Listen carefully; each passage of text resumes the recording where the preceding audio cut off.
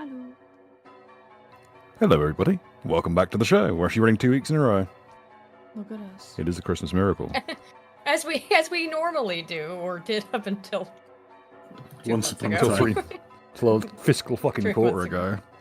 Yeah, okay. Well, we're trying to get back on schedule more here. Hello, everybody. Bunch of fucking layabouts! Oh, I'm sick. Just look, it's true, and just then no one else has to worry about it. The only thing worse than a student? A teacher. No. Just say thanks, Aiden. Look. But now things are looking, I guess we say thanks, Bill, for what's happening in the game now. You brought this on yourselves. How? Don't What go did we down the do to woods. bring this on ourselves? Don't go into funny basements, don't go into funny tunnels, don't go into the funny woods. But funny. No one ever told me that. You emerged Yeah, in a funny. river where you knew. You could have just grabbed a hold of a couple of logs, lashed them together, and sailed your ass back to town. No, That would have been less exciting. Yeah. And there was a pressing issue of a tear It storm. also meant that probably so much prep work would have just gotten lost. Actually, Would have been speaking fucking of, funny though. speaking of though, what's happening? Who would like to recap? I'm terrible at it, so please someone else. If not Bill, I will call upon We're you. fighting the Paradalia. We're probably kind of fucked. Help. That's like several kilometers Yeah. big. Across. Hans, Yes. stop posting AU Falcons. It's a great car. It's a shit My box. Han has favorite just learned Australian about- has YouTuber, learned about the Yorak AU Hunt, has done Falcon. a great The great breakdown on Australian it. shitbox mobile. Just drive a Suzuki Jitney. Yeah, the Paradolia is... How big is it again? Let's The find size out. of the sky? You've got the measuring tool. Right? Okay, knuckle to knuckle. 3 kilometers. Pug. Big ass hands. 37 on 37 Yeah, it's huge. kilometers. Big ol' eyes. It's- Yeah, it's the size of a... well, let's see. If the moon were Something to bigger be than in the Guernsey. sky, if the moon were to be in the sky, it would be a pupil in its eye. Mm-hmm. So that's what we're dealing with, friends. Hahaha. Help. Haha! And they're currently on the receiving end of some of its minions, the Yes. marionettes. We've kind of figured out, try to mimic how the armor that would Yeah, have been worn. cutting them acts. off from their... Yeah, I was able to sever the chi. Turns out if you sever its chi or entangle it, it really fucks them up. Yep. Am I glad I have more of Ironwood's arrows?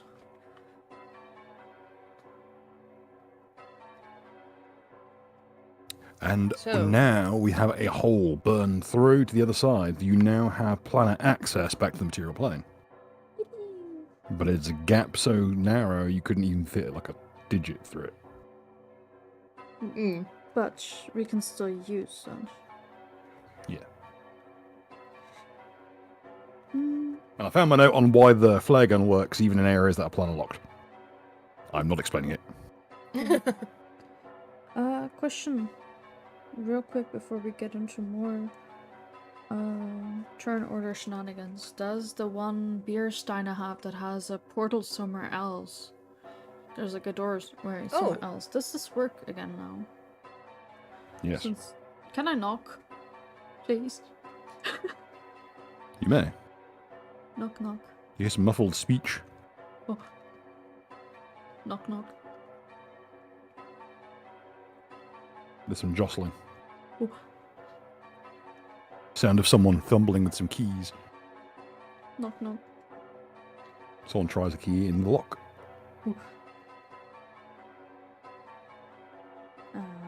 There's some swearing in a language you don't understand, but you do know from the tone that it is swearing. Oh.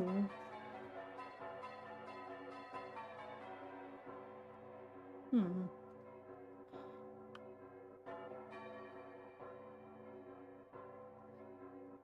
guess they have the wrong key. The click.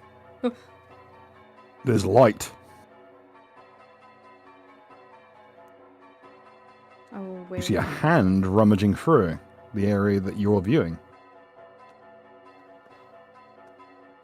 And you hear something you don't understand. Actually, do you have linguistics? I should have, because that's what I use to like get all my languages. If I remember right. What language do you have?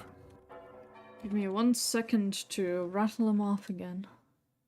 I need to just open Mythweaver. That's one thing I forgot to open.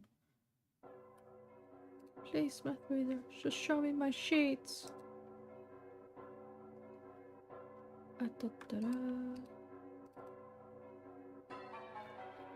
Okay, I have Common, Sylvan, Terran, Celestial, Abyssal, Aklo, Intimato, Ignan.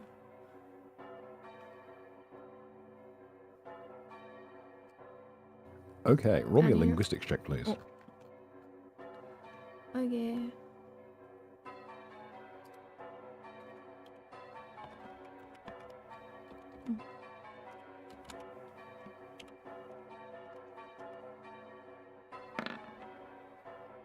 $22. You're not sure where this language originates from, but it's a strange mix of like common, celestial, ancient Osiriani, and a few other like patois languages. But roughly what was said was probably translate. See, I told you there's nothing in this fucking drawer. I poked the hand. Woo!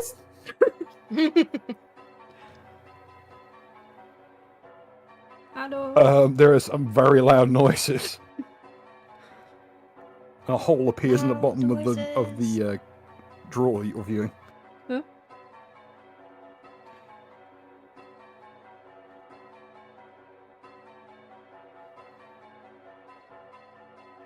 What the fuck was that? Why is it making bell noises? Sorry. She will say through The celestial. drawer slams shut. Okay. And as it does, there's a click at the other end of the drawer, and something falls down. Oh. As whoever shut the drawer accidentally disengaged the lock on a hidden compartment. Dun dun. But there's like you can see the very like corner of something. I will use telekinesis to tug it out. Okay, we'll see that on your turn, and also you may wish to rephrase that. However, No. okay. Well, can I I not believe tug it's your anything now? There. Right. Telekinesis. God knows what injuries you'll cause a man. Oh. Rub a tug tug. Alright. I guess I'll try and peek through the hole that I created. See if it's like floating in midair. It's a fair ways out from you. Ah, okay, it's quite far away. Gotcha. Yeah. Alright, so we've got the marionettes. Is the ground still a notable issue? In that it swallows things? Still ice. Ah, okay, gotcha. Right. The floor is still lava.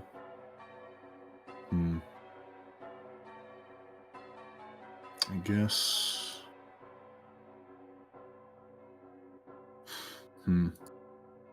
I now perceive the creature, right? Now that it has been pointed out by the moon dog. Yes. Okay.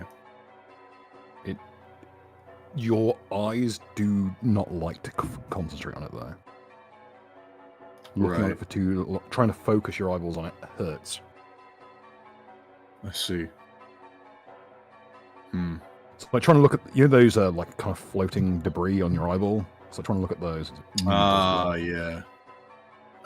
Could I roll religion to see if me knowing its name has given me some semblance of power over it? You may. 30. Okay. It's not its true name. It is named. This is a regular name caused by its function. Its true name would be like if it is a high order demon, it would be nearly impossible to pronounce. It would be like 5 pages long. Right. Let alone to decipher. Yeah. Basically. Okay. You would need to be a binding specialist to do it. And for the most part, binding is, on the islands at least, the sole domain of the Great Ones, who are people who have reached basically people who have reached the threshold by which, by player standards, they're too strong to play anymore. Okay. Yeah. Yeah. It's also incredibly taboo to even ask about it. All right.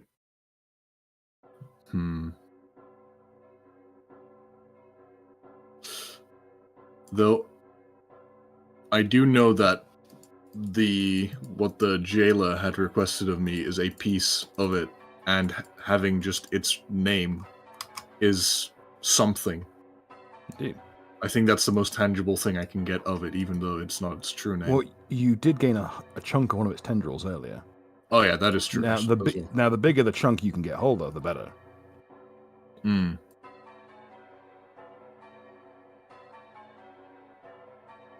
All right.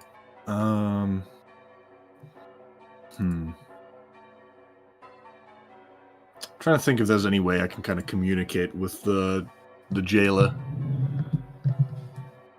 since there is an ever so slightly small hole in this plane of existence.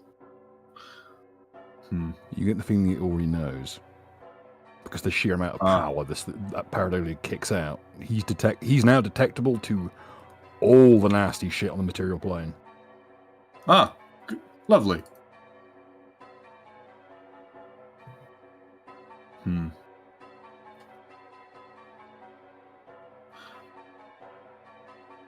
Is there any chance I could try and force that, like, little bit of tendril through the hole? Like, through that little sort of keyhole in reality?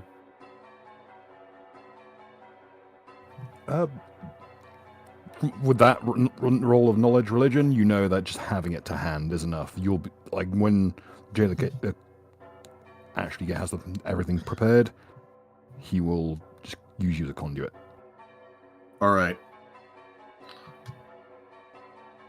Yeah, in that case, I'll make sure to hold on to it carefully. Ooh. To be honest, with how demons and devils and such work, fiends in general, as long as it's within your span of control, okay. It's considered to be to hand. Alright. And there are 2 more that are up and running, if I'm not mistaken. Okay, this one was already a bit damaged, I believe. Or was it already killed? I'm not sure. 2 were destroyed, but that one's not. All right. Yes. Let's see.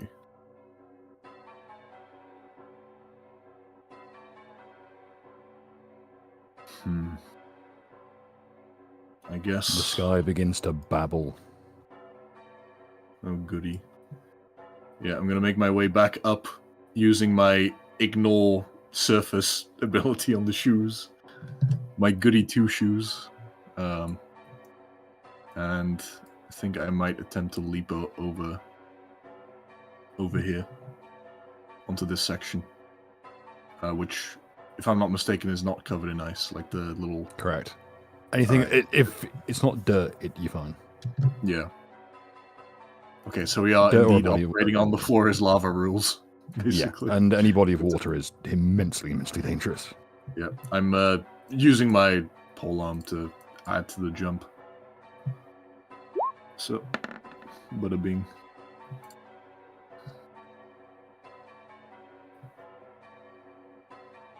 Do I reckon that the more I have of the creature, the better, or is having some of it already enough? The more the better, generally speaking. Okay. Good to know. In that case, I will attempt to get more of the tendrils. So I'll make a sever maneuver in that case.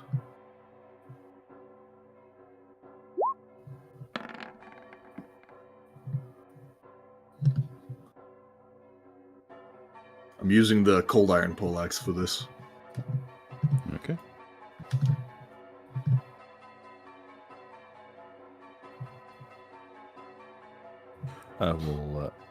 Okay, describe precisely what you're doing. Just so I know.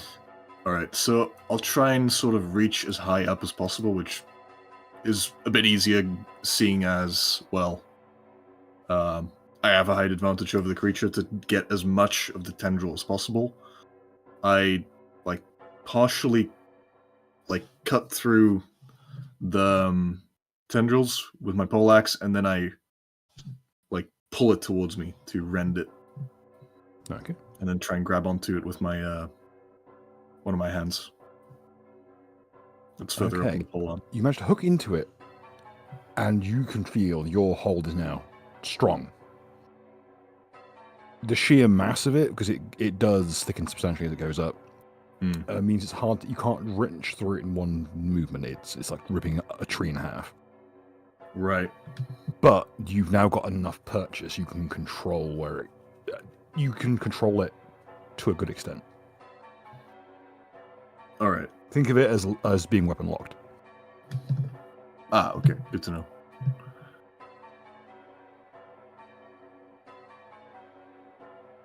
In that case, as a swift action, I will use the Reforge ability to close one of my locking gauntlets to make sure I have a better purchase. Oh, yeah. And yeah, that'll be it for my turn. Okay. Dotrak is being fed upon. Whee! Our local vampire is going stronger by the second. Eris. Yes. So, which am I pulling out of the tankard? It's something metal. Catch a glint of it. Are you pulling it free of the drawer? I'd like to do a perception first. You may.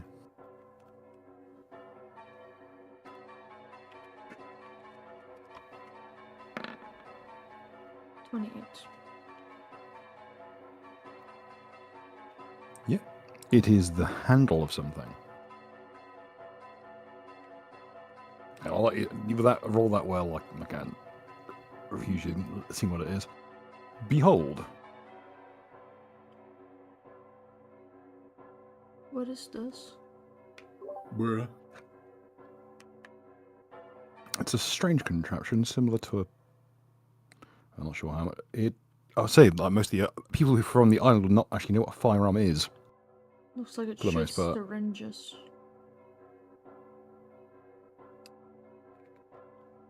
You're not sure what it's like, but it's a very neatly made and it's completely inlaid in sterling silver. In my pocket it goes. Baz can look at is- it later.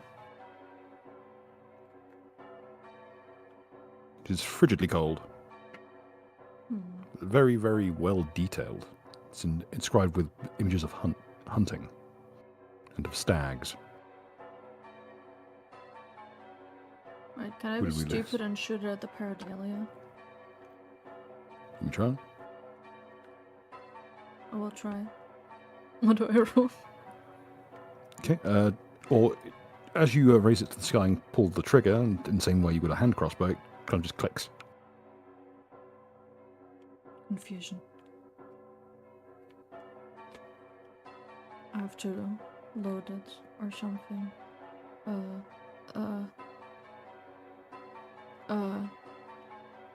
Mr. Chubbs.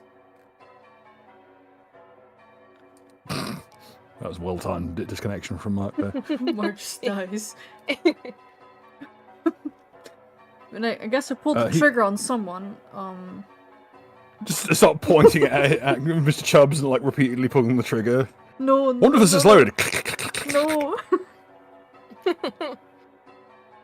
Welcome back. He lashes out with his tongue and lifts the trigger to the side. And it pops open. The entire thing locks backwards. Inside is a syringe Like so a it does dart. shoot syringes. Can I And you roll can actually heal? see, as you can rattle it, the handle is hollow and has one extra one beneath it. Can I roll heal to figure out what might be No. the syringes? Or would alchemy be better? Alchemy be ideal. Okay. 16. You have no idea what it is, but it looks really dangerous. One whiff of this stuff to your sensitive lycanthrope nose, and it makes your flight response kick in. So it spooks people. Surely that's what it means.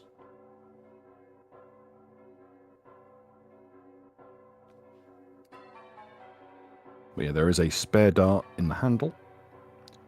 You can actually see it through a gap in the assembly, and the one in the handle is empty.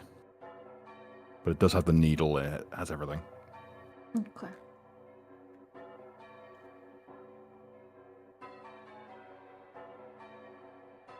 Mm-hmm. And what would you like to do?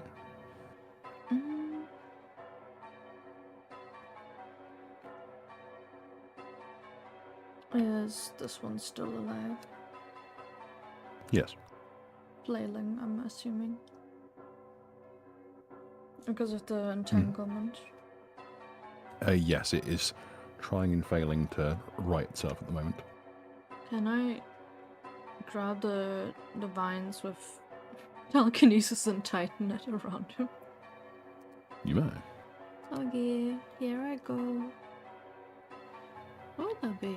Its body is strangely more human-like in this moment. It as it's pulled off its feet, rather than its usual like gentle floating like a ghost, now it's like a man being strangled. It's flailing and kicking its feet, and it resembles a thief being hanged. It's like the rather than vines, it most resembles a black bag over his head. But you can tell it's just particularly advanced mimicry. It's like the trees themselves here learned what menfolk look like when they die from the sheer number of executions in this neck of the woods. Quite literally.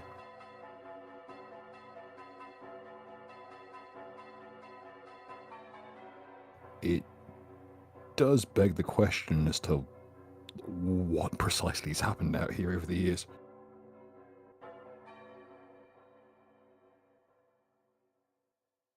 You know from the combined rolls, demons like this don't come out of nowhere.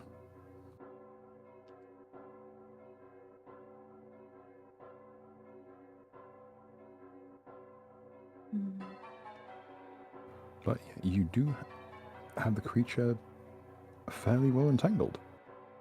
Yippee. Any other actions this turn? I don't believe so. Okay. Gorian will continue his feeding. And now it's the marionette's turn.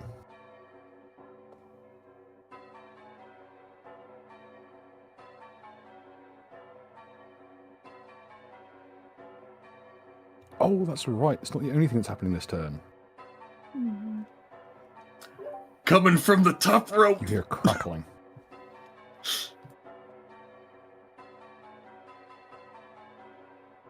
Uh-oh. Those of you who are in the south, can you roll me a perception check? The rest can roll as well, but you'll be at a penalty. I shall roll.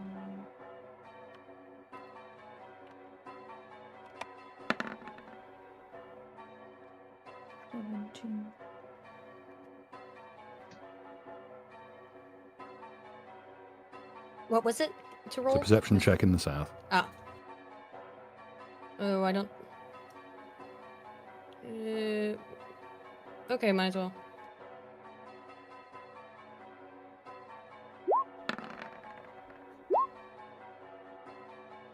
Oh, fucking easy, mate. You see him in the south as a hand reemerges out of a seemingly thin air and wrenches open to reveal a bundle of flesh and bone limbs Hooray. as he emerges. What's that from? All should be revealed afterwards. Hmm. Concerned. The Druid is back. Oh. The worms are If back. you recall, he was Yeah. he was temporarily displaced right before Pareidolia arrived, meaning No. he's coming Oh. into this fight with a full gut of Earth power. But Yay. how does he feel about Pareidalia, I, though? Yeah, I just shout at him like, "Hey, look up!" Yeah. Oh, he arrived looking up, Ah, Oh, fuck. nice. and he kind of slowly like leans over and with a wrench just vomits out a stream of just shimmering blackness out into the eyes. And where it spreads out, you can see that the creatures that are laying in wait within the eye scatter in terror. Hmm. And he steps off of the rampart and lands on the ground.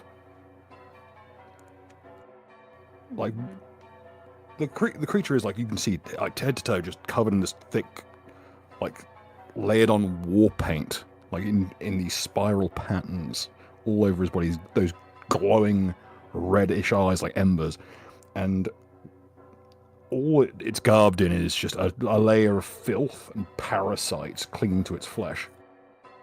But where it gently like perches down the ground into the pile of like this horrible crawling viscera that is just visibly squirming with something, and takes a few cursory steps forward, trailing the brackish substance with it.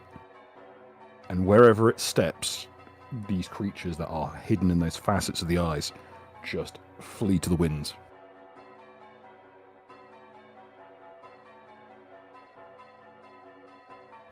It rears back its head, and what follows is a bellow that seems to just like interweave amongst the bells. It's like horrible discordant noise. It's like someone like scraping a pickaxe of antler down a chalkboard. It is as if the spheres of heaven themselves are grinding against one another.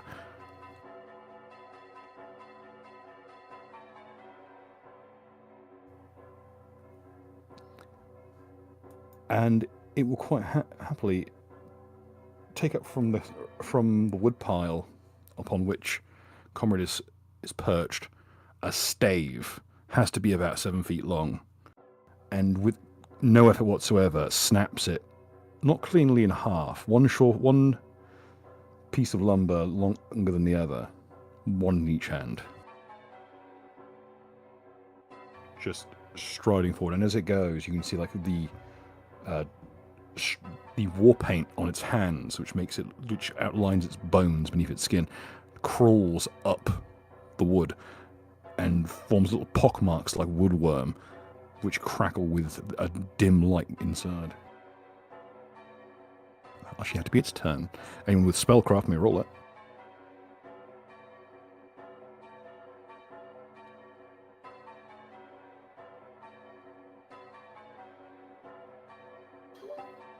Let's give it a go. Do I have spellcraft? I do. I can roll spellcraft. Mm-hmm. Let's see.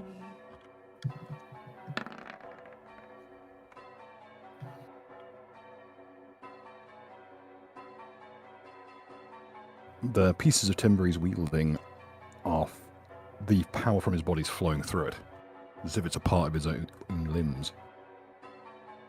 In layman's terms, and those of you at home with the cheap seats, shillelagh. Cast on both weapons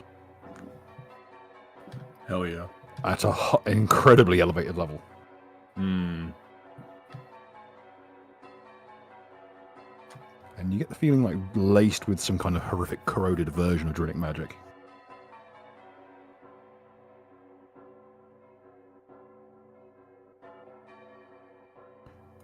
Now onto the marionettes. Both are currently they are currently losing their respective grapples, essentially, with the party, so they can't actually move very much. The one who's dangling from a kind of a natural hangman's noose will reach up with its gauntleted hands and plunge them, just the fingertips, into its own throat and start to tear.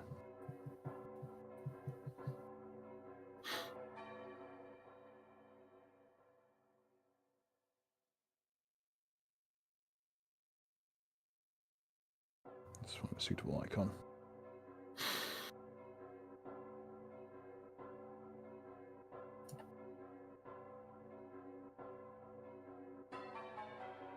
The one you're facing, however, Baz. Yes. At the moment there. It seems the kind of malformed stump of vine that make up it where its head would be turns to look at you. It actually lifts up what could pass for a chin in the light. I look at it and I say, "Misery loves company, eh?" It raises its left hand up to where its lips would be. And quite quietly, in the voice your mother would use to lull you to sleep, goes,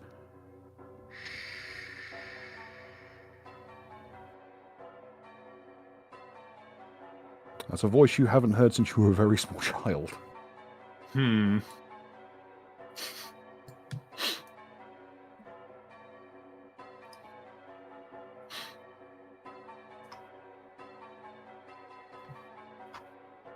A mix of tranquility and frenzy courses through Baz's veins. The best way to describe the emotion is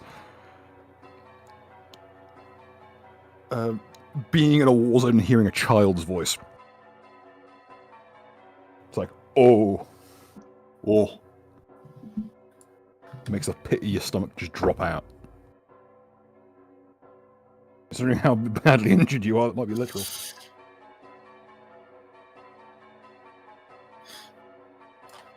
When you get pulled out of the tunnel vision, but somehow it gets worse.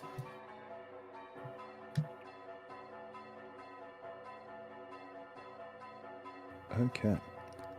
It's their turn. Spudkin are all into... Oh no, there's two left. One will reach up and act as a stepping stone, so Victorious can basically tread on his head and then jump over to to solid land here. What's strange is that the creatures in the ice are like you can see them grasping onto the Spudkin's legs, but he's just moving. He just keeps wrenching his boots free with each step. Nice. And you can see that it's the claws of these creatures, these beings living in the ice, are so sharp that they are leaving rents through his flesh. This little Spudkin is just doing the white Putin walk. Pretty much, he's just wading through hell, quite literally. And when he finally gets back up onto the solid boardwalk, he knocks over one of the tables, grabs it up, and turning around with as he twists his form around, he brings a heel down on the wrist of one of the arms, and brings the table down like a shield onto the elbow of these long, inhuman, reaching, grasping claws. But then there's this loud crack that echoes through the area. It just keeps over and over, and he's just bringing that shield down like a guillotine. Let's have again how well he does. He hits the arm so hard the table snaps in half.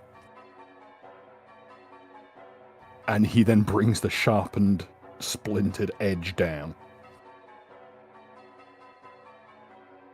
There is arm that looks like it's made out of crystal, writhing and lashing on the ground like a disembodied tentacle.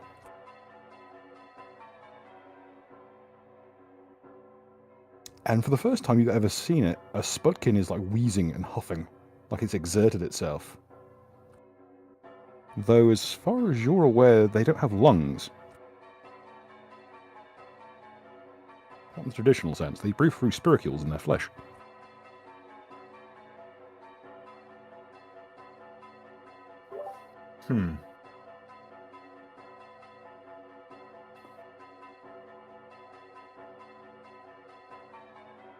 The other will try and shoo Dorian away from feeding on his commanding officer.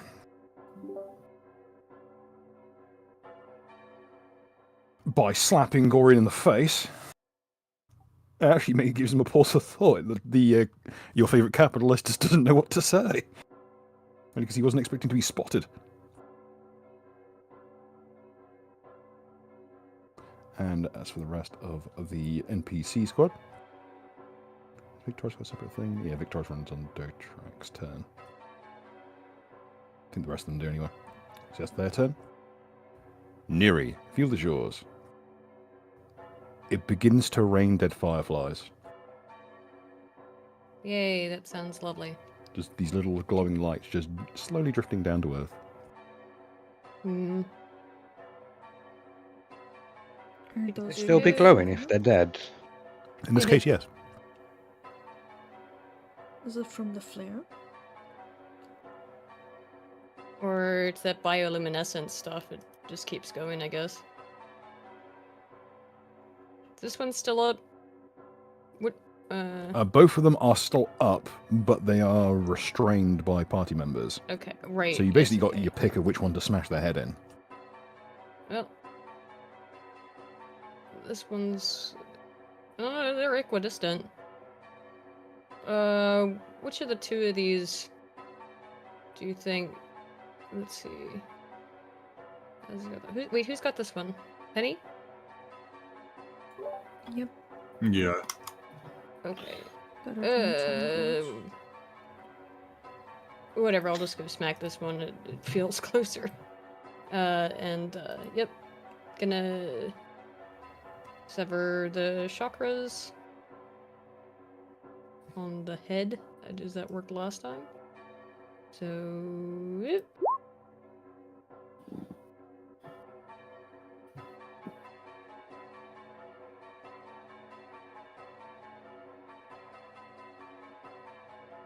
Okay. It's restrained. Just so I know, whereabouts are you going to be standing? That's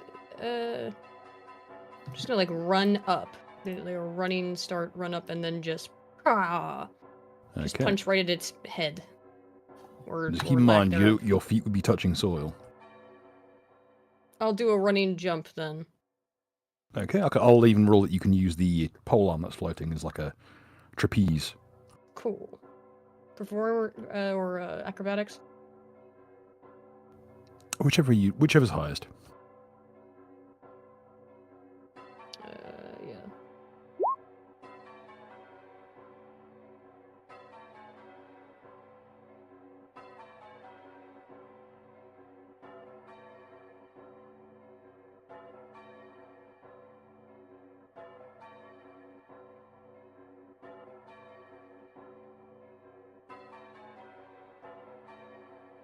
That is enough. As you use the pole as a stepping stone and essentially land feet first on its shoulder. Ooh.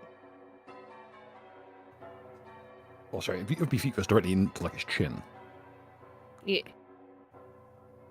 And as it does, you can feel it like crack through, and it snaps the tether that holds the armor together, the different pointing all throughout its body. And you can see it start to shake itself apart. It's like peeled down to the waist, and it's just a writhing mass of dying vines. That sputtering black ichor. Gross. You're Is currently it, on top of its body mhm. as the ground below you starts to go into a mad frenzy. All these like jagged like facsimiles of human hands reaching up. They take a are 5-foot attempting step to back? they're attempting to climb up its body to get to you. Oh fuck. Yeah, just. If you 5-foot step back down, you'll be onto solid soil, onto the ice, which is directly where it's coming from. Okay, true. Anything I can do with the You got 2 pole arm? Yeah, you can, Yeah, can I just stick the polearm in the ground and just kind of hang off of it? you may. It can float. Oh, it can float? It is floating. Okay, oh, I guess that's how I hung on to it in the first place, yeah. Okay, just, can I grab on it and go up then?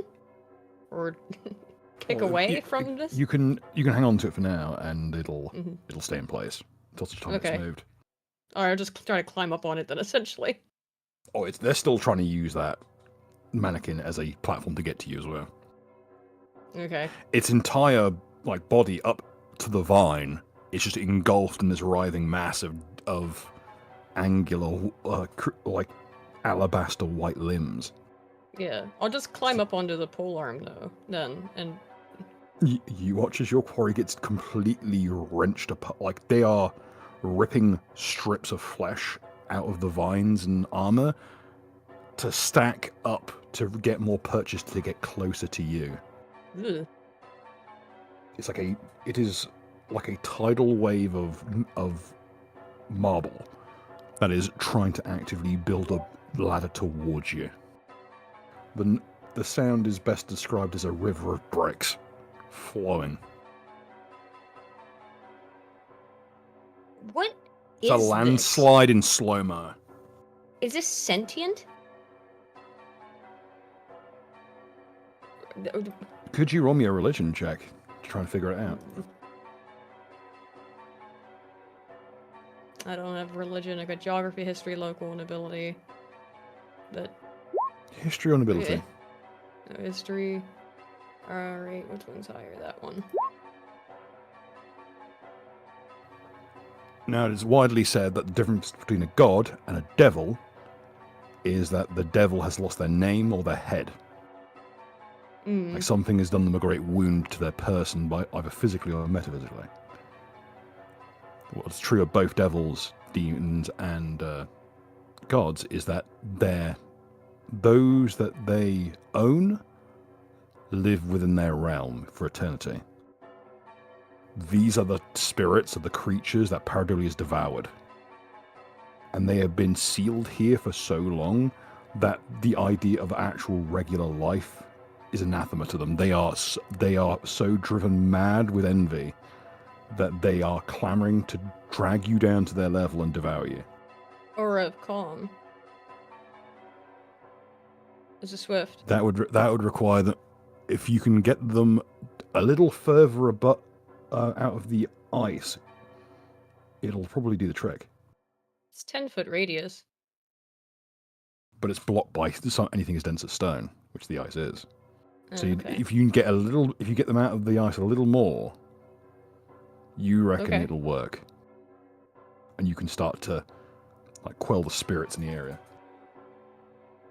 Okay. Is there any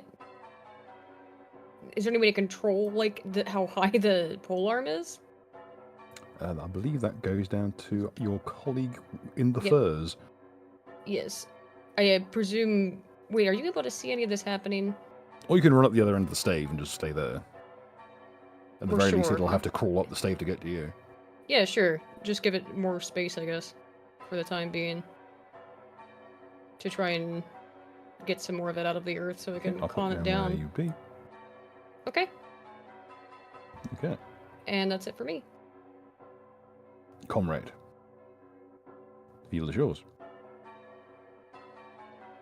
Okay, so I'm gonna do I'm gonna do an interpretive dance, right? You know that thing where pretentious art students pretend to be a tree, like growing. I'm gonna do that, like and try and reach into the sky, like to you know, become a part of the thing, and then I'll try and do a revolution inside. But you know, like Yeah. in a What pisses psychic me off the mind most battle. is that actually can work. Hang on, let me try and figure a few things out. Holy shit, for real? Let's go. You gotta remember what's a devil. It's a god with its head cut off. What do gods There you love? go. Ritual dances. Hey, that's true. Oh shit. It reaches down a tendril. Very slowly and gently towards you. As if reaching down. We're talking a real like Adam and God like painting moment. Yeah. Well, obviously I'm reaching back up in my most tree-like stance. Okay. I think would be the most appropriate roll here. Roll me your performance. If he rolls a... Oh, I was about to say if he rolls a net 20. Like, this is actually... This could be more... this time I'll actually wheel out the chart. Fuck it. Could you roll on one as well? We'll go whatever's Hold on. most...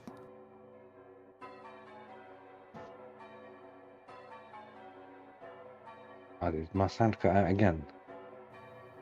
a little bit. But you're back now. Oh. Aiden, you're muted. Yeah. Yeah, what did you want me to do? So roll me down D10,000, please.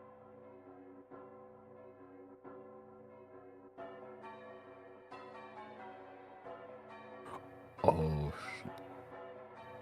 Okay, that must remind me something very important.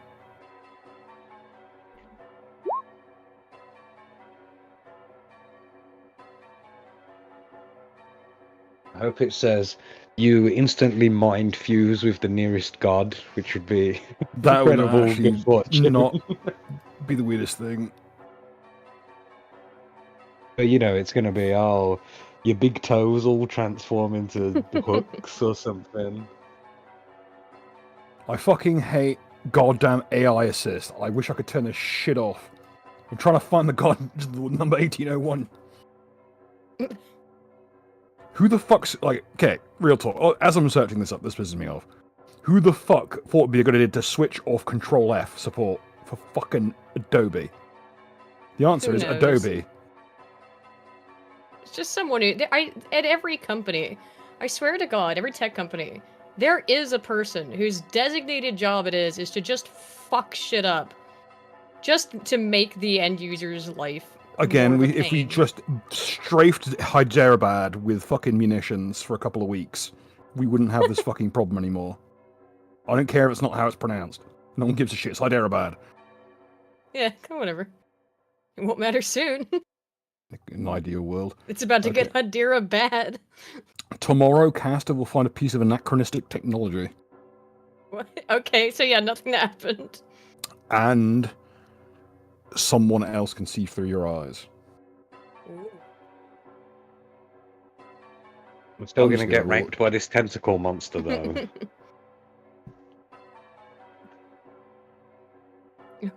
It reaches down, and the tendril...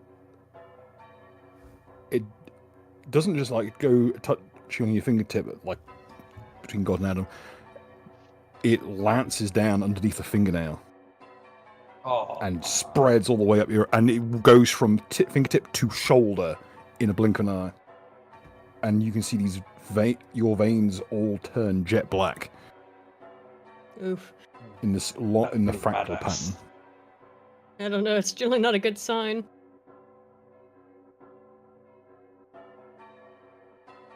For a moment, you feel as though you're looking down from a high place.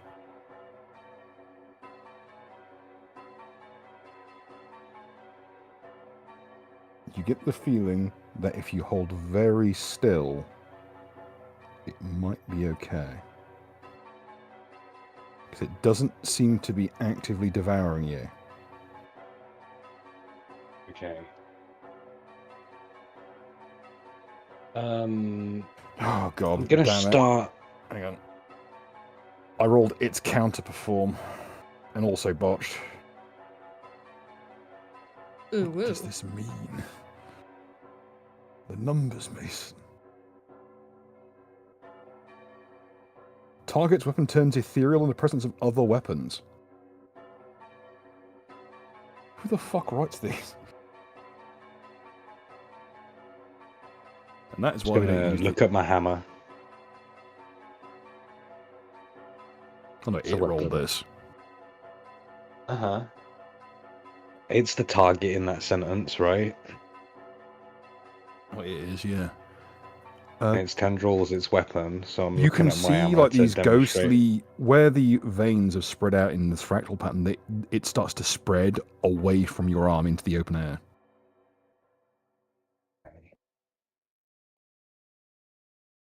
I'm gonna try and grab that with my other hand. Roll me another performance, please.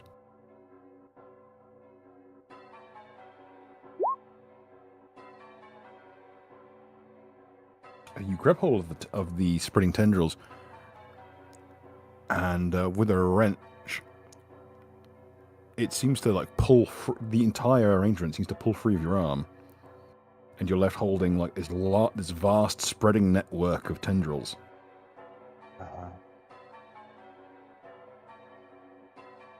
It doesn't. It's not a feeder tendril like the other ones are. This is something strange.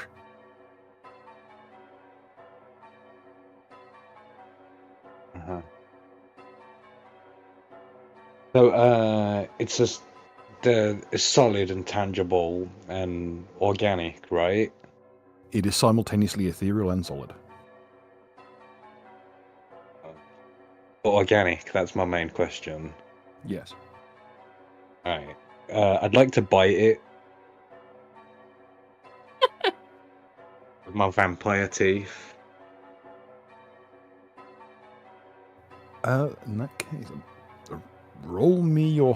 what skills have you got to be appropriate to this? This is a strange one.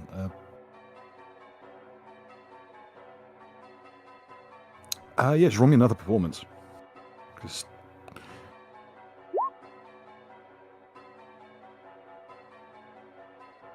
Your mouth immediately floods with this strange, like, shimmering ichor.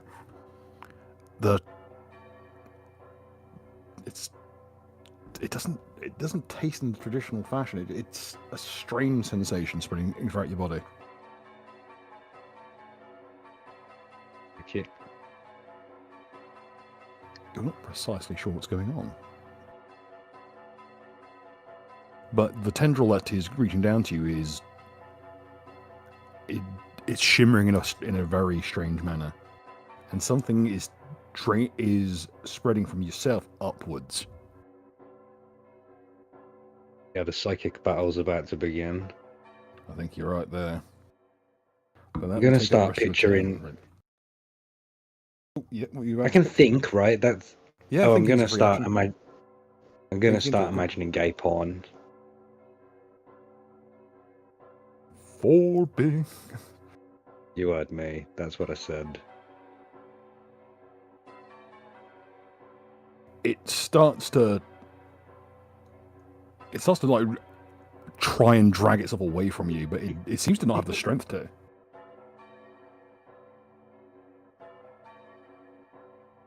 Yeah, perfect. Hmm. Oh, that'll be your turn. Baz, it's your turn again. All right. How high up is the creature, by the way? Is it just kind of like kilometers up, as far as we can judge? Like, it's the sky. Okay. It's no exaggeration to say it is the entire sky. Yeah. So climbing up one of the tendrils and kicking his ass is not very feasible. Well, sort of reason is, or what you've seen before is where other ones have died, the tendril immediately retracts into the sky. It probably retracts faster than people can fall. Yeah.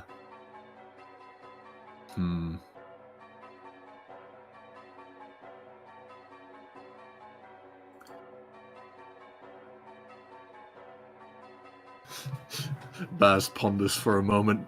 It would be really cool to go up there and kick its ass. However, it might not be the prudent thing to do. There are a lot of arms up there. Indeed.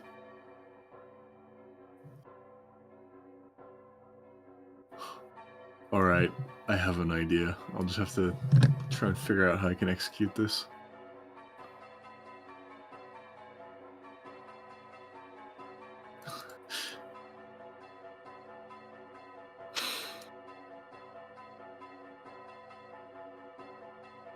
Let me see.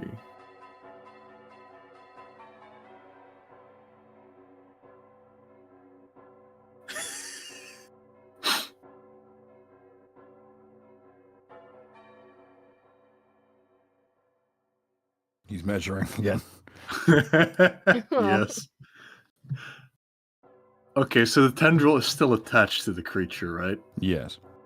I think I'm gonna have to go settle for the option between prudence and rule of cool. So, okay, here's what I want to do, Bill. Just tell me what I need to do to achieve it. My intention is to basically use the poleaxe and the leverage that I have to pull the creature in to me. Mm-hmm. Kind of reach around with the poleaxe and just get it into a sort of wrestling hold using the poleaxe for leverage. And vault on here, drag the creature along with me. Like, just lift it up off the ground, carry it along with me, using the my armor's innate ability to just kind of mitigate surface tension to do this with ease. Run along here to avoid any of the, like, bullshit, hands. Run to the Druid and throw the creature to the Druid so that it can latch onto the tendril. With the knowledge check you rolled earlier, the easiest route is here to here and wrap around the headstone. You might be on the GM layer because I can't see it. I am on the GM layer, thank you. You're welcome. There, all right. That'll take you to, not only will it be next to a platform you can use as leverage, it'll also be next to the headstone, which is where the ley line is. Perfect. And that druid is currently carrying around the majority of the power of the ley line that used to be there. And where it still is on the material plane. Okay. In theory, what you know about planar science, which is a little bit, it kind of works like the way that pocket dimensions like these are described, it's like beer cans. Once you've got a hole in the side, carving downwards and basically hitting through, it's like shotgunning a beer. The pressure's released now with that gap. You can probably use whatever magic he has to tunnel through. And Zomas is asking if you need him as a ringer to play Albert. Oh, that would be for you, Penny.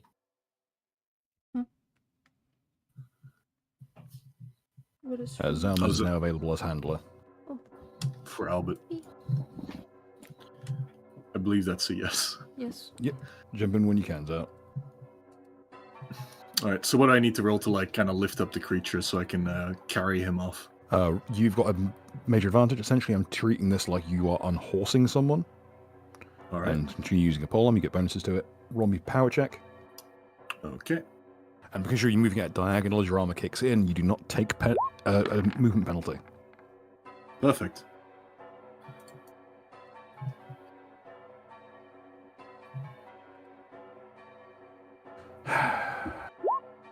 I'm just going to roll it for myself. Move as you see fit up to your movement. All right. First of all, you can charge with it now. Yeah, I will just beckon to the Druid, and I'll just go, "Oi, Druid! It's time to ruin!" And then, as I pull in the tendril close, I shall whisper back to it, And I'll just sort of say, as I said, misery loves company, and company loves more. And, yeah. That summons Almes. Beautiful. And I'm gonna start running with him. So, get a grip on him, lift him up off the ground, and just go ham. Get to this point, and then I will endeavor to just fucking yeet this guy to the druid. Toss him to the druid. The moment it's within the fragments of the headstone, it starts to freak out. Every facet of it starts to twitch uncontrollably, snapping the joints backwards and forwards. Like the armor is just being fucking folded like playing cards. Like it motions. It's like that metal is flowing like a flag in the wind. I see. How's the tendril itself responding to this? It's spattering like black ichor everywhere. Like it's being physically shredded by this. Excellent. But it doesn't seem to be able to pull away from the headstone's remains. So it appears to be stuck. Yes. Excellent.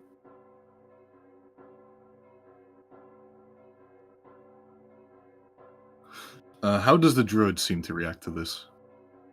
It's just... the druid does something that's probably the scariest thing anyone's done so far. Out of turn order, moves up.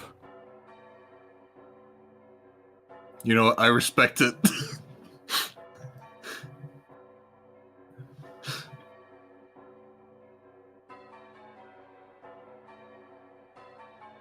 It will look past both of you. It's like it doesn't even acknowledge the creature there. And it looks to Victoros and points with his offhand club and beckons him. He reaches into its pack and withdraws it's like a rudimentary pouch. It's a little more than like a old organ of some kind that's been probably left in a bog somewhere to cure. But whatever it is, it's like writhing of its own accord. Have fun. Any other actions this turn, Baz? I think I'll just kind of see if I can get a bead on that keyhole in the dimension. If there's anything notable. Like if there's glowing light emanating from it or anything. Currently, you notice that when you look, it tends to change location. It's, if you have to guess it, with the different spheres of reality moving around, they do tend to move around a bit like the planets. So currently, it's over here. All right. It seems that the second that the tendril locked into place, it stopped moving. Like you look back, you look away, you look back, and it's locked in place here. I see. I like that one SCP thing. It seems that the demon might have been anchored a little bit then. There we go. Looking up at the sky, how does the sky seem to react to this? There's two tendrils that are currently locked in place. One is on Comrade, directly next to you. I see. That one's a different color to everything else. That one's like silver almost. Yeah, Baz only now just kind of notices what Comrade is up to. He's just like, what the fuck?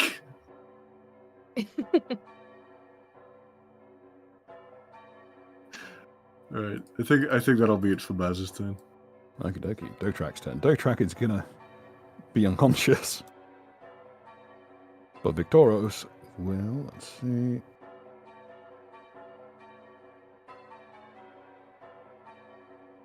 Victoros will try to limp his way over. He, with a bit of a run up, hurls himself across the gap quite handily.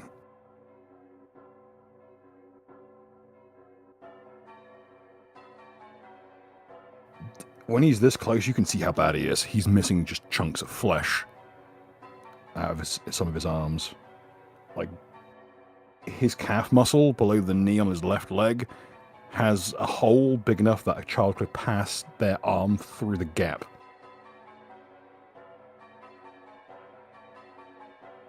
He is on the cusp of unconsciousness. It's kind of a miracle that he made that jump.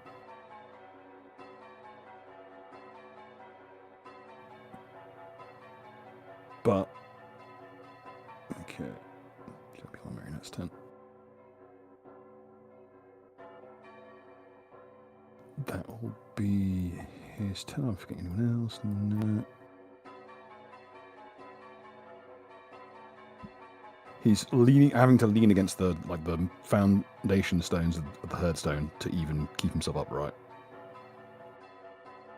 The glaive he's been carrying around is currently little more than a heavy sword. Everything else just kind of trails away into a smear of blood that trails across the terrain.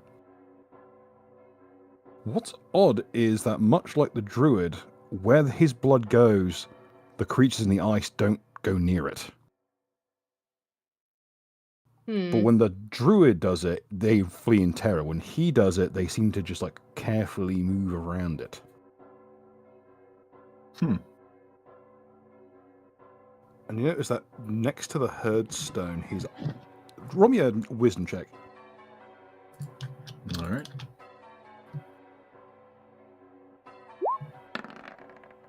$18. His eyes were blue before. Why are they red? Oh, goody. Not like red like a fiend's. He doesn't look dissimilar to the Druid. But there's something, it's fundamentally different. With the Druid, his eyes burn like hot coals. Victoria's just like a dull, best way to describe it, it's like a hot iron knife quenched in water. It's just starting to fade.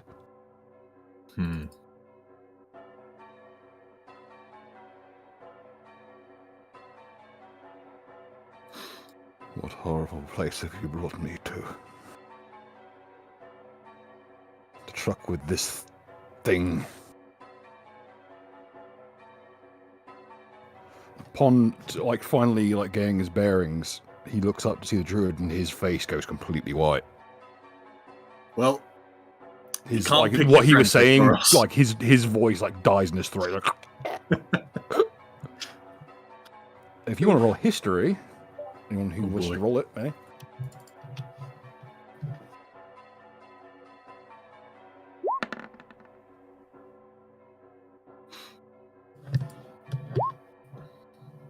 Between the pair of you, you actually get Neri gives enough of another to give you the 20 necessary.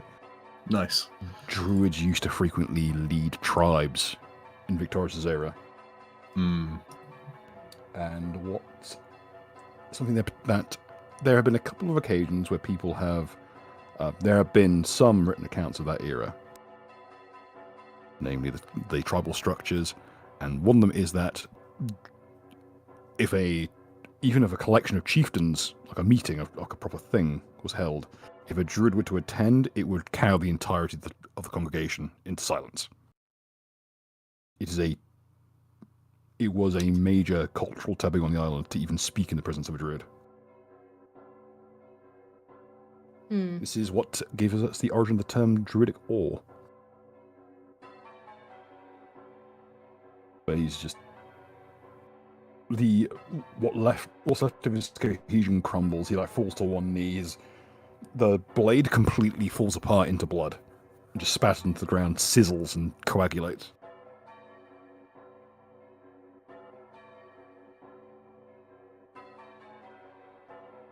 And that will be the turn of... Oh, nearly forgot. It's time for your boy Chance's turn with his one functional hand. Hell yeah, and the axe. Yeah, and the Lochaber axe head that is just bolted onto the stump. Yes.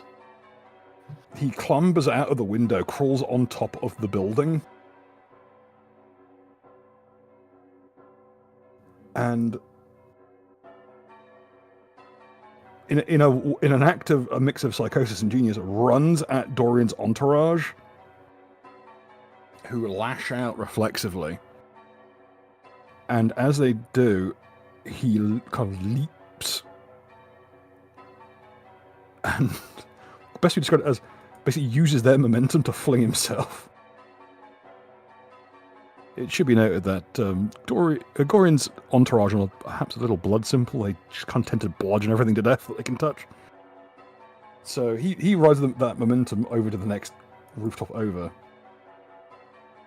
And with the rest of his movement... Oh yeah, you got enough. Let's see if the dice are on my side for once.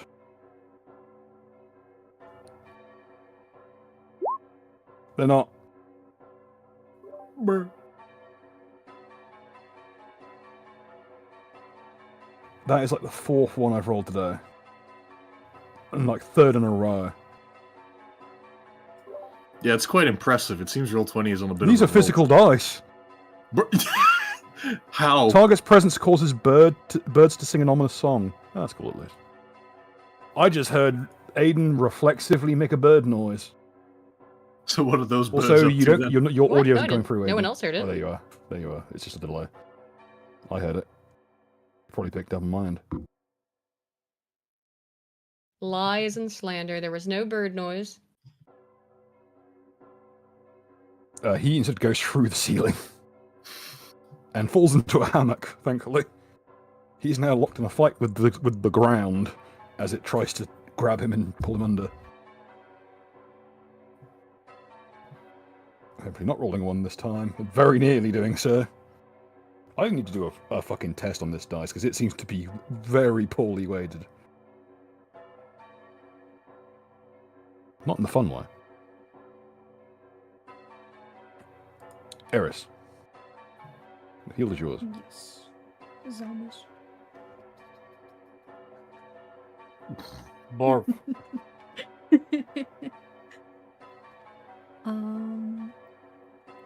What do? I mean, this one's still dead or not dead? It's not dead.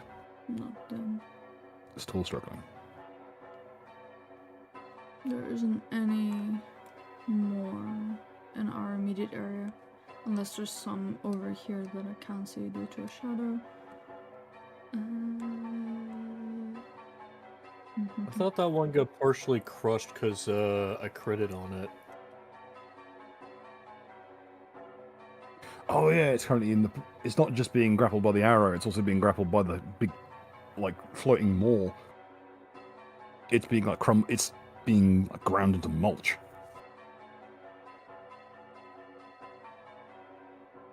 Also, Bill, did you forget about the Spud-powered intercontinental ballistic missile that's on the field? I'm gonna be real, yes I did, because I was trying to figure out how to sort out Captain's one.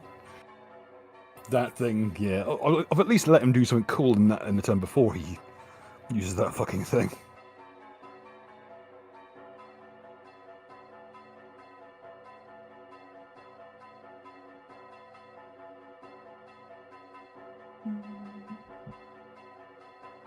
But currently you've got your claws, you've got your teeth, you've got that dark pistol. And this thing is well and truly grappled.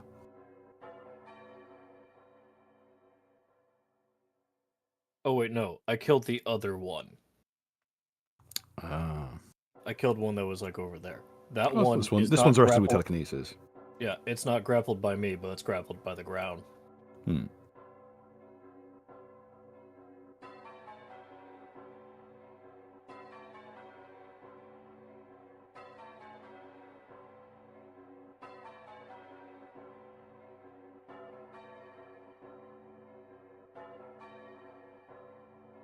Penny could probably use some suggestions from other people. Yes, I'm sorry, my brain is dead. Whilst you sort this out, I'm going to get another drink. This gives you some time to confer. Han. What? What could I do? She doesn't know what to do. Oh. I mean, we could save Aiden. Hey, Yeah. I'm just hanging out here. Literally. If you have any healing, trying to help out Victoros could maybe be useful. Yeah. I'll don't throw have anything. another salve at him. 'Cause he's We're kind just of gonna falling apart. move the pole arm over here. And just move yourself underneath here. Okey-doke.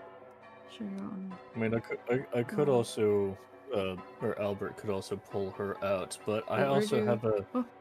I have a silly idea as well. Here. Oh, there it is. Oh, I Hey, blended in with the thingy. Yes. No, the Would you guys, poor would you making guys of like a toughness is- greater shadow conjuration staircase to get to the hands?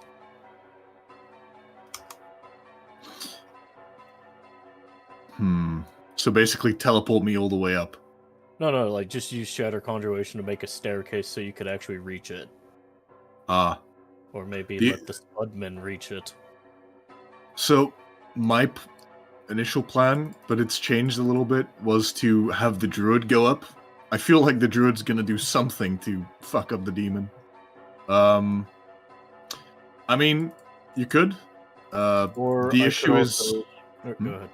Go ahead. Oh, it's just like if I were to have to like climb up or walk up, it's so far up in the sky that it would. I couldn't feasibly do it. I couldn't feasibly reach it. Yeah, and initially I was like, maybe I should like just cut off the tentacle so I instantly get yanked up. Then I was like, Druid is over there. I can hand the tentacle to the Druid. Oh, you were gonna try to ride up the tentacle like you just snapped an ACL? Yeah. Pretty much. Well, I could also throw out just like a shadow conjuration, like giant dog bed to give people more room to maneuver. True. Just make like a big dumb like area or like platform. Oh, isn't Albert able to heal? Because then he can maybe try and heal up Victoros. Oh, okay. I mean, his healing is somewhat limited. I mean, I could Well, just yeah. give Albert a salve flask as well. To bring to Taurus as well. As Albert's cure lights are kind of administered by him, like licking the wound, I'll argue that a poultice can be applied at the same time. Oh, Well, we still have to figure out what Penny's doing. we did move the pole arm, so Aiden's not. Well, Bill wasn't here for that, so Oh, yeah, that's you'll what have I'm to telling explain him. to him. We moved the pole arm so Aiden is not over Oh, the ground anymore. So they're both here.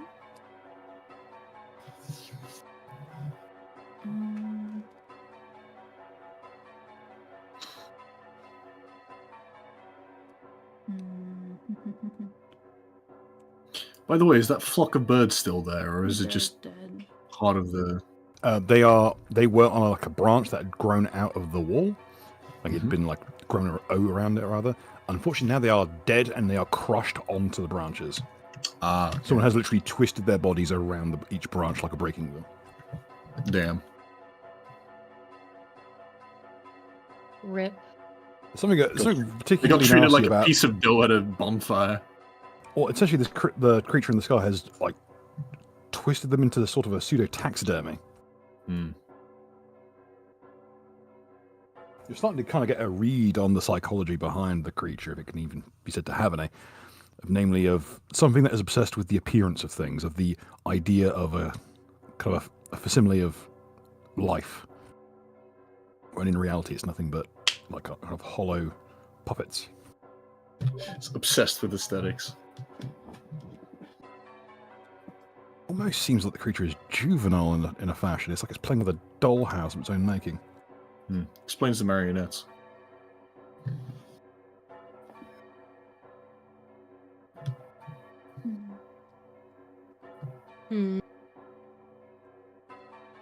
Oh, when in doubt, you got a pistol with one shot. Yeah.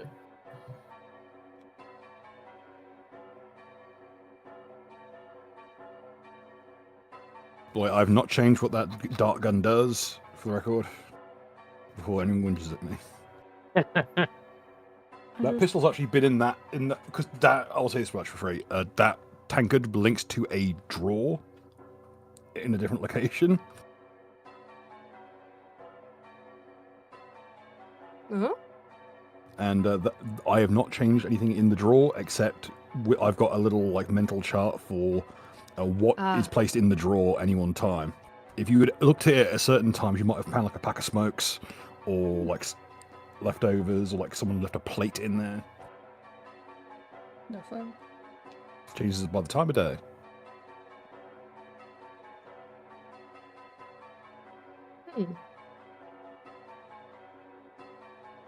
Bill, what could you recommend? Should I just continue beating the one night puppet? No, you certainly can. You can use this moment to get some more information out from things. You could try getting creative with the magic. You still got the Ring of the Grammarian. You could do some shit with that. Can I summon? You may. Let me get the chart. Let's make it a bit more funky. It's gonna say, well, so you go well or not so well. Can I ask Mr. Chubbs to boost the summon? Yes, How much specifically power? boost. Take my pinky finger. Don't know what that means, but...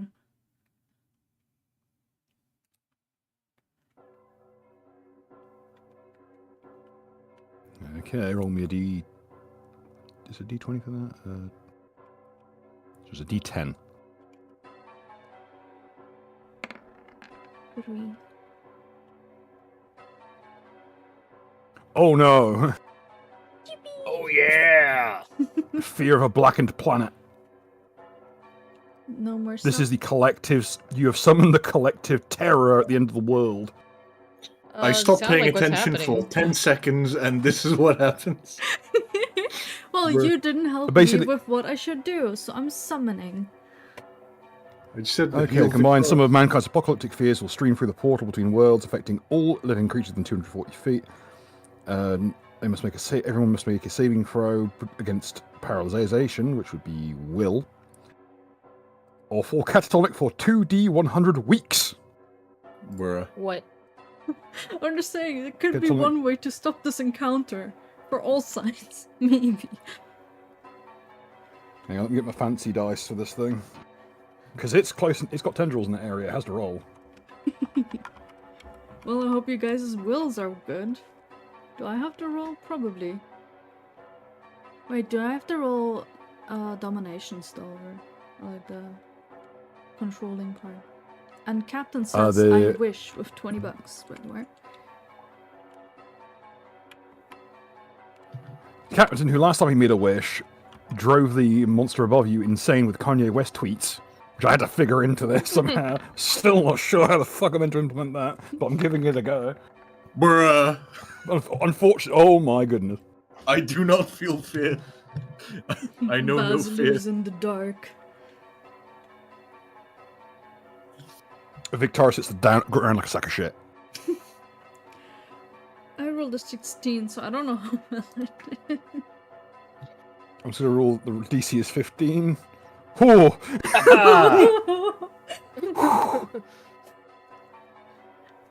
Mark, roll the dice. Mark is immune because it's fear. Oh! Hell yeah. And also, he's not living. He's a vampire. What about the druid? Technically speaking, he's actually more of a force of nature than a person. But I'll roll. Yippee, thank you. He passes. Damn. It does also help he's got a hideously high wisdom save. Chancer. Face plants off. No, falls asleep in his hammock. Bruh. Or rather, just the knife Oh, actually, I just realised something. No, that's really bad. That's really bad. He's using a demon weapon. Remember, he's got that gold short sword. Yeah. Hang on, let me find his all. I'm not sure how much the summoning has helped us during this encounter. I, Hey, I wasn't the one who made the rule. If you also, I need to roll for Chubbs. Oh, yeah. And how is he gonna take Chubbs my passes, by the pinky way. finger? He looks at you and says, "This one's for free." Oh my god, what a bargain! I should summon next round as well. there is a perfect response for the demon to do. Wolf clap. You hear clapping in the sky. Concern.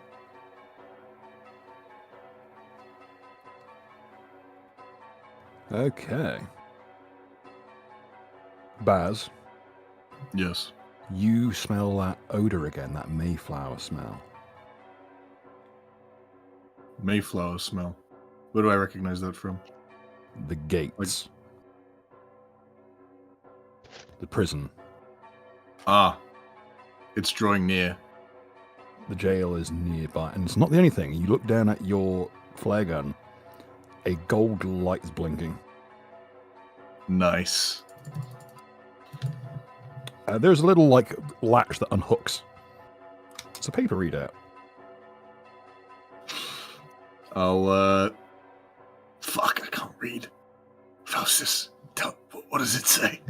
He reads the Sort braille. of. First responders at site.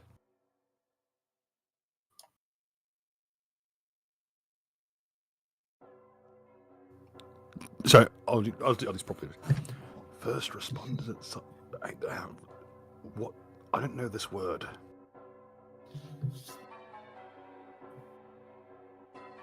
Hallelujah. You cheeky fuck.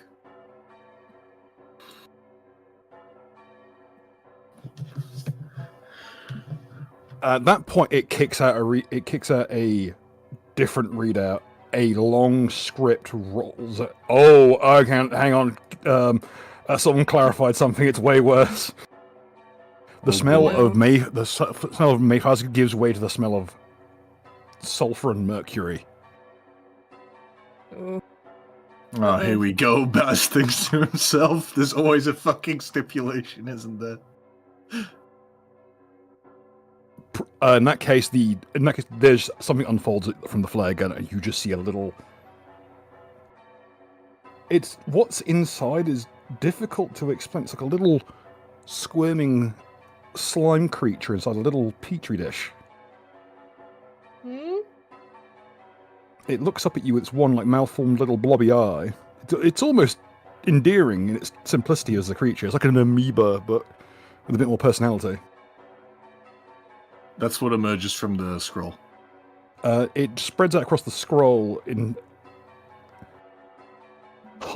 it displays a little. It forms out into a little cursory mouth. Before it spreads out entirely, I just quickly, telepathically tell Faustus to just, quick, read the fine print. I don't trust this. No, it forms into it. This is a magic mouth spell, alchemical magic mouth spell. Highest priority awarded.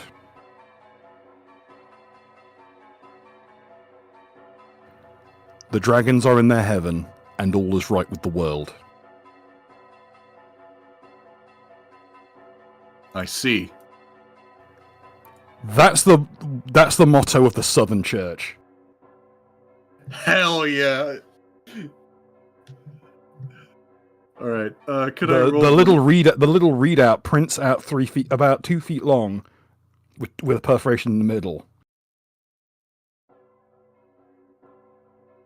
It's a out of turn action to rip it off. I shall. The little blobby creature jumps onto the 2 pieces of paper and glues them to your armor as a purity seal. Hell yeah! Nice. This is what you've just been at the receiving end of. This is what's known as a wax method. They are a race of pseudo-demonic elemental beings that were enslaved by the Southern Church. Nice. Because they found the brood mother of them and beat it unconscious. This I'm made the gonna- newspapers. It was actually kind of a scandal because it got used to mug off the Southern Church for quite some time as a bunch of blood simple murderers. I see. Could I try and roll knowledge religion now that I Yeah. kind of see what all the pieces are to try and figure out how I can further help the reinforcements that's arriving in dealing with this demon? I'll say this for free right now. It will arrive within the turn. I see. Essentially, this stage, this point of the initiative, next turn, they will be on site. And that sigil with its little magic mouth slime method seal is your indicator as you're not in charge, but you are the on-site liaison. I see. Because the Southern Church likes to use what's colloquially referred to as Paladin's haste. Ah, In other words, they will sit around in their they will sit around in collective prayer for an entire day when they're on duty, and if anything is above a certain threshold, they will all be via ritual teleported to that location.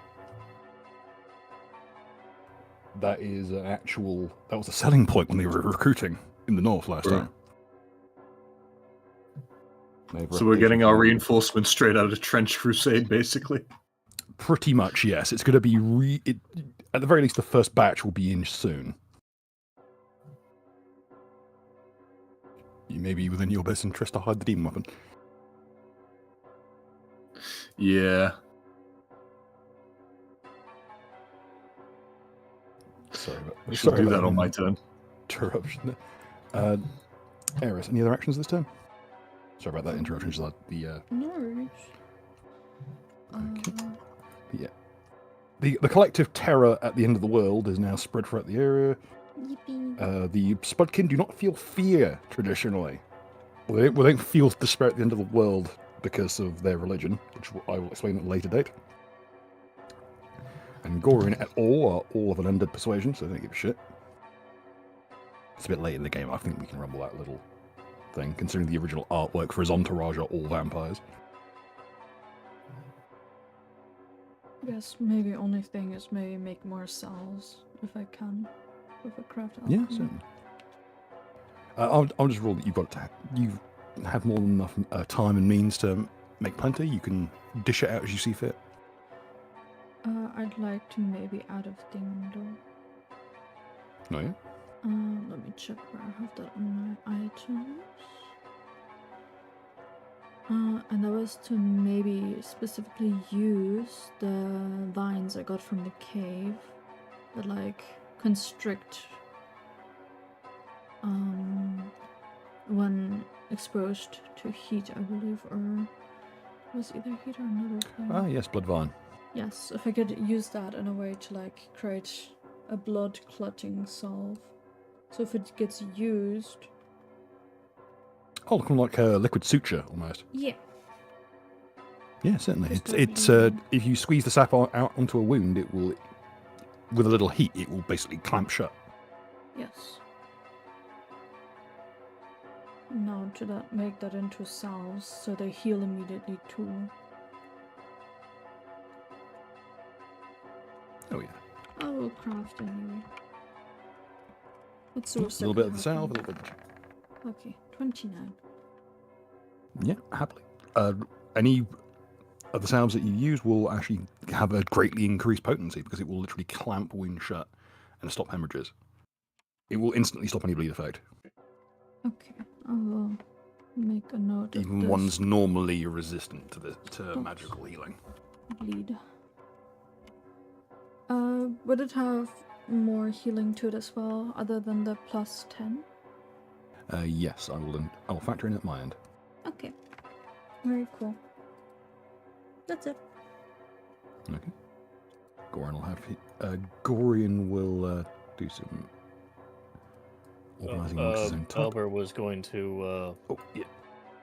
heal that guy since he's got child arm size holes. Well, he gets 16 back. Yeah. That's enough to get him. It would put him on his feet if it weren't for the fact he's been rendered catatonic. Does your... I forget, does Albert's, like, healing have any psychological effects? Let's see here. So I know there's a few outsiders that when they heal you. Poison removes disease.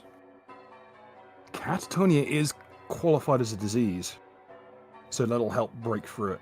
It's gonna be a slow. Alright. I would say it'd probably take a turn to kick in, but it will purge out the kind of crippling existential dread.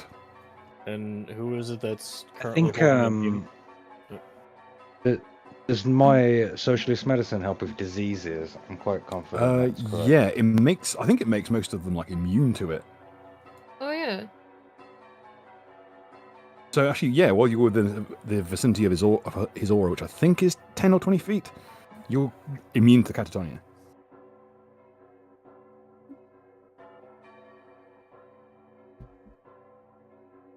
Oh, a side effect of this is that there is a hoarding instinct that kicks on if you do succeed over the save. But thanks to it being socialized medicine, you guys are also immune to effects that cause as a result of scarcity.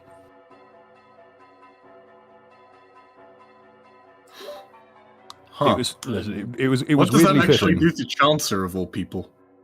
I don't know, but the greed demon inside him is freaking out Yeah. I imagine. because it finally got to run the shop just in time for, as far as it's concerned, the end of the fucking world. So Han, would you want Albert to grab the demon weapon or go for the Hail Mary? The Hail Mary's probably really long odds. Yeah, I honestly, if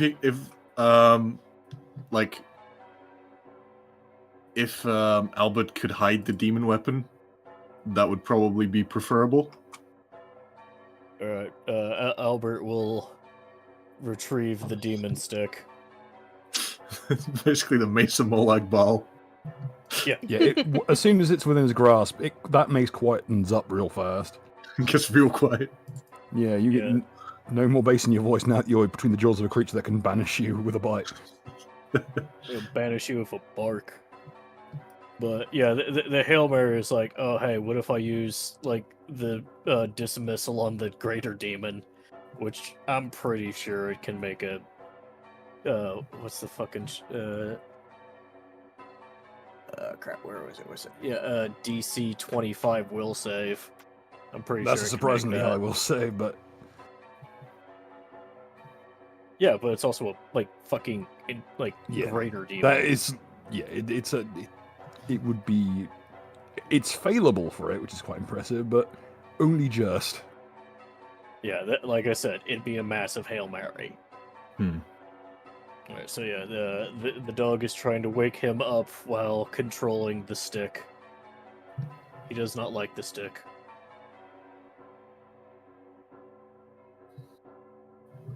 That'll Stick be me, I man. guess. Okay. Gory and his team will confer. They are planning something. Time for the job squad. One is currently freaking out in the midst of a ritual. The one over here will try and break free. What's your CMD, Eris? CMD. Let me check.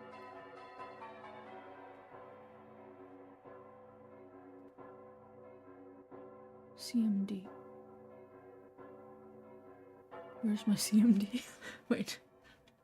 I have CMB. Where's my CMD? I forgot where it is on the sheet because I barely use it on this fucking character. I think it's just below your attack. I think it's just below Low your AC. touch. Low touch. Below AC. Oh, 22. It was one of Okay. the tiny ones. It manages to wrench itself free of the telekinetic control. Hmm.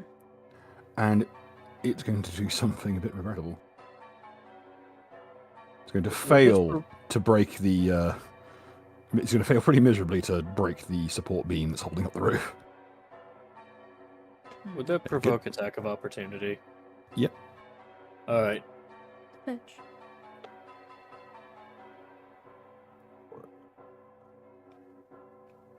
T plus...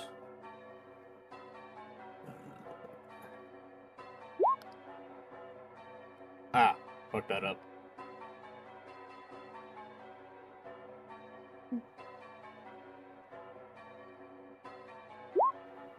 Does the 24 hit? Yes. Okay.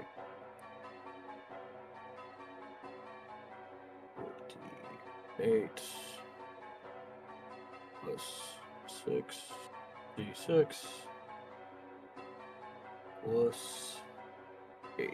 What's the weapon in question doing, making the attack? The Fiend's Grip. Even on the Fiend's Grip only has reach, it doesn't have range. Yes. He has a 25-foot reach. Because there is an interceding wall. Oh, there is a wall there? Okay. Unless it's on the roof. Even then, your angle isn't really all there. Fair enough. But yeah, I'll let you have the attack roll, but you risk damaging the building. You literally have to smash through the wall. That's enough damage to do so. Quite handily. Yeah, he'll probably go for it. Okay. The kind of mix of maw and hand that he has, the Fiend's Grip, lashes out and smashes a chunk through the outer wall of the shack. And in that motion, it's like a great lashing out talon and just shreds the breastplate into like slivers of cheap metal. But in doing so, it destabilizes the roof. Could everyone on the roof roll me a reflex save, please?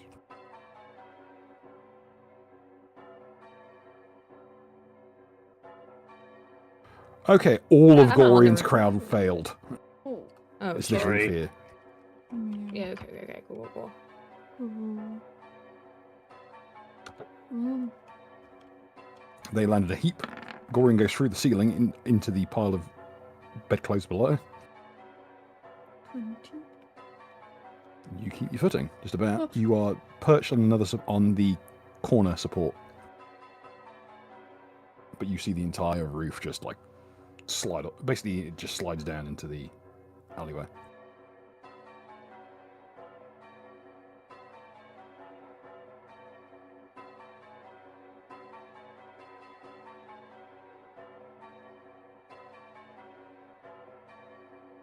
What you notice is that the creatures in the ice don't seem to be reacting to the entourage. Is it because they're undead? Most likely. Oh. Would explain why they're not so vicious like after Comrade as well. I'm not going to think of it. But of more pressing concern. This one is downed but not dead. But During the attack, he's attacking with his Fiend's Grip muzzle that's holding the demon weapon.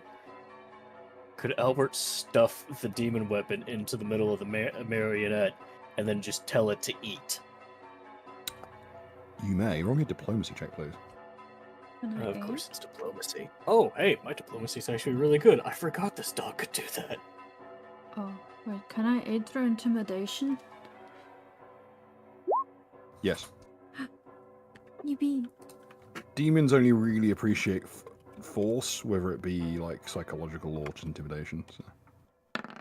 They're the same thing to them. And Okay, Albert's both only, very high rolls. Albert's only language is celestial. There's a kind of a horrible shuddering, and then ghostly tendrils burst out of the kind of brackish flesh of the tendril. The metal around it just sloughs off into rust and mush. Like the leather rots to blackness in an instant. And you can... What is concerning is that it begins to use those tendrils to ascend the tendril. Slowly crawling up. All of a sudden, the weapon seems to look a lot less like a mace, and it starts to look a lot more like a dragonfly, slowly scuttling up a tree limb. There's a horrible, buzzing insectoid nature to it. That wasn't there before. Like pouring out of every surface of it, these long tendrils, almost as if it's like pouring out of like layers in its armor. Have you ever seen those pictures of moths that have got like their pheromone stalks out? It's a lot like that.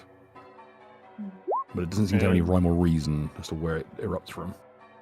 And this is for the grapple, 21. Literally the lowest I can roll. Yeah, you can hold it. You can hold the end of the tendril in place as it starts to just crawl up.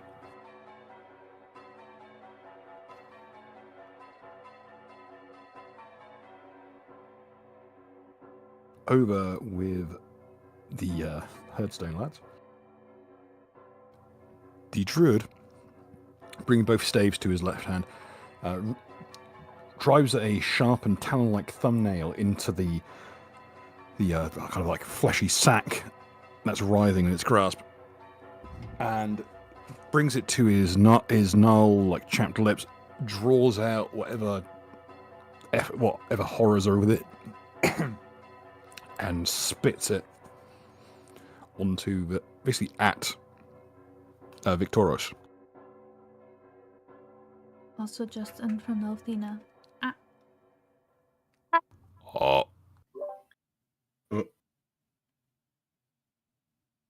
Very cool, thank you. The smell in the area is getting progressively worse. But if anyone has planes, roll it. Planes. Fuck.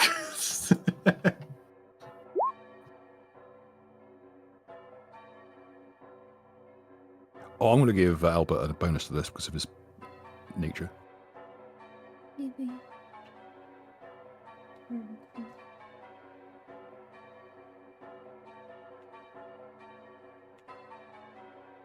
Still can't roll above an 11. So is that a D10,000 roll? No, I'm only using D10,000 rolls for my own stuff, just to factor in mind. Yep. The crack between this realm and the material has also shunted this plane closer to a third plane. One that's technically adjacent to the material plane. Geographically, where you are now is somewhere deep below the soil from which you came. This is just a kind of facsimile of what it's meant to be. You're somewhere in the crust of the planet. For those who don't know, deep below the surface of Golarion is a place called, I believe it's just referred to as the prison. Sorry, the cage. Oh. The cage of Rovagug. The god destruction. You are now at an orientation where on one side of this plane is the material plane surface, on the other side is the actual cage itself. You are dangerously into Rovagug's influential area. If this plane destabilizes too much, it could potentially allow Rovagug to reach in. In other words, fucking keep this plane stable, otherwise the whole world will be destroyed because the god of destruction gets unleashed. And you'll fucking crawl into the material plane and You're not destroy even everything. sure of the implications. Like, it could be that, it could be worse. Okay. It could be as simple as like a single like claw. It could be a full breach of the cage. In which case, world over, the gods have to come in en masse to try and contain this, and they may fail. The Great Reset will occur. Again. But Yeah. it could be a lot less than that if you do well, but Victorious's placement on the ground goes from a simple repose of catatonia to like gently coming back to consciousness to a full grand mal seizure. Frothing at the mouth, like eyes have rolled into the back of his skull, and his entire body is shuddering with as much strength as his body can actually put together.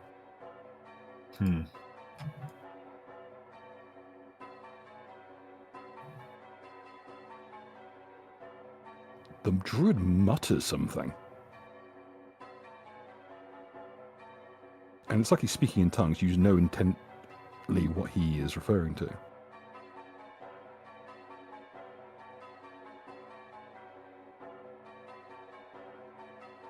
Wake up, warrior of the tribes, you're not done yet. You have one last task to perform.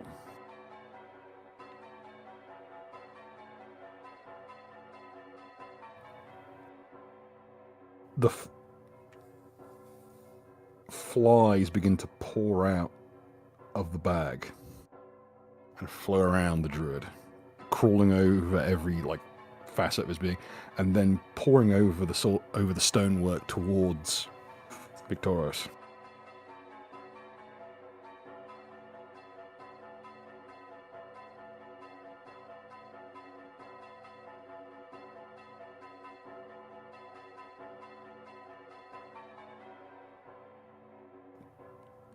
The druid smiles and says something that doesn't have a direct translation as far as you're aware. Dolva Noir.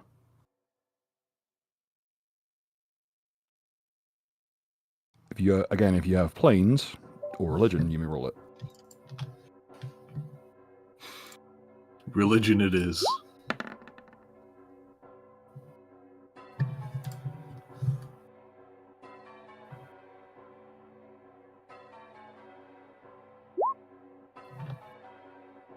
Nice.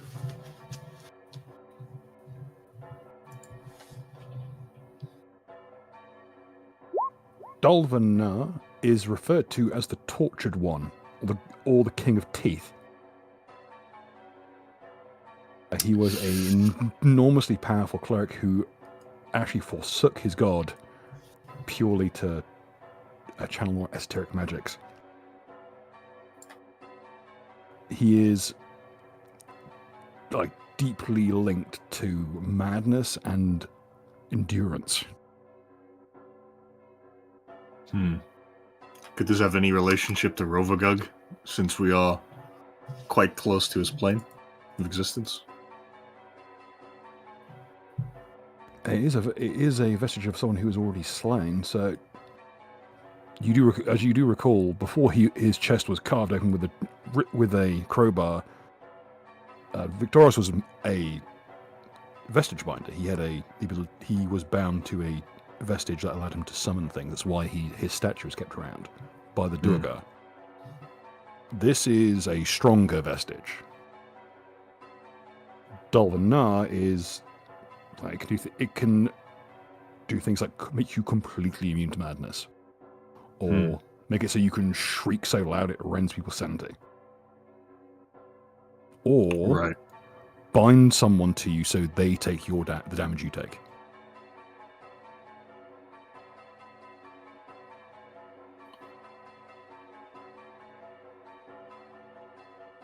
The reason why one of his nicknames is the Earl of Attrition. I see. But Victorious is currently the light in his eyes, despite that seizure, they seem to crackle with light again. And you can see lines begin to appear on his flesh. It's as if there's a light within that's cracking through. It's hot, and the noise to go with this is horrific. It's the horrible wet pops of breaking joints, of snapping bone, like a grinding noise as cartilage grinds together and twists, of a wet kind of a noise like wet rope as organs rearrange. And Victoria's chest heaves, and it heaves with such force, his jaw cracks, unlocks, and you can see his lungs and heart heave in his mouth.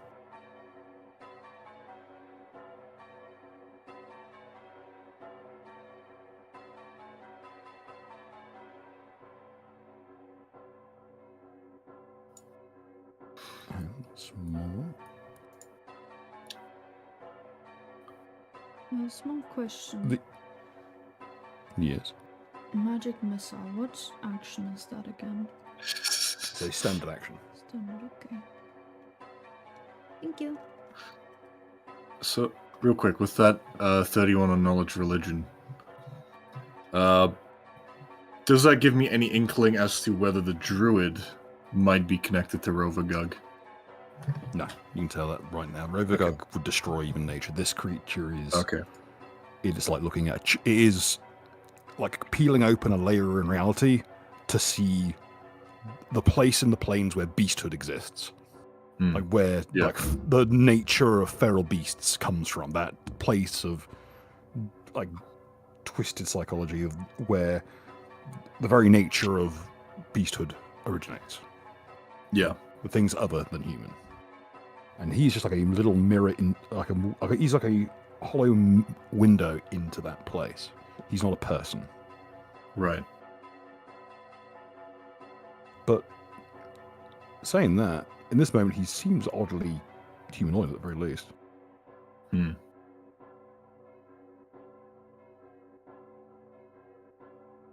As Victorious lay twitching on the ground, the light dies in the druid's eyes. And with a grin on his face, he slumps.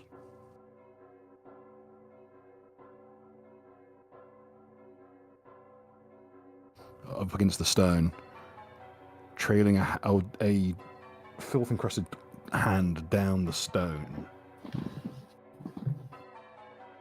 It seems to coil around the area in a great spiral and counter-spiral.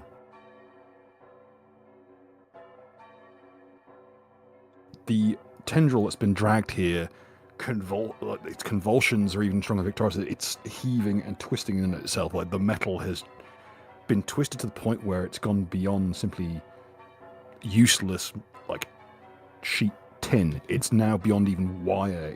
It's a fluid, almost. You can see like rivulets of it dripping down onto the stone. It's been cold forged so much it's now a fluid. The molecular bonds themselves are being torn apart.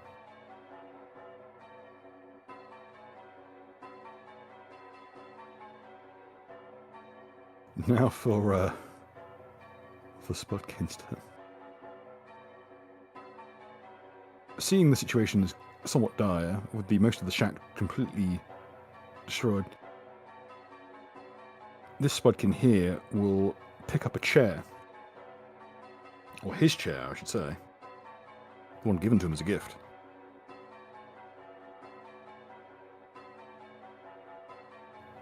And he will hurl himself at the injured tendril creature.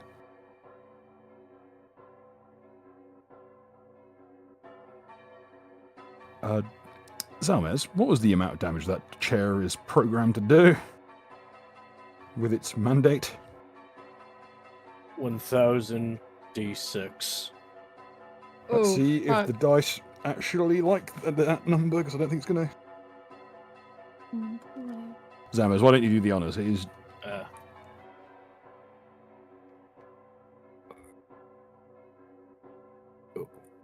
beauty of this is that even if I don't roll well, I don't need to hit, because it's so much physical force, it doesn't need to hit. It just does. Ooh. If only it was 2,000 less. Oh well. So close. The tendril that was here burns all the way up to the sky. and you can see the limbs like in the space between the limbs where the burning continues. It's as if a cloud caught fire. It's just this roiling mass of burning divine energy. The sky convulses as each of the limbs are in a panic and tearing, like wrenching its shadowy flesh away from itself and hurling it to the ground. It's raining down in rivulets. Like the rain of dead fireflies gives way to this black rain, like radiation, like pouring, like the very burning stuff of a dying, like demigod. It's like divine ichor. The stuff. Have you ever seen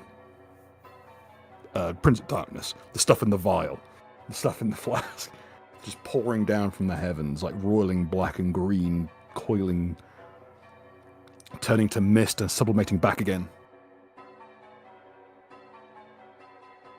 And it sounds about the equivalent of like multiple sacks of marbles in a paint shaker. If all the marbles could scream. The bells echo with screams of pain.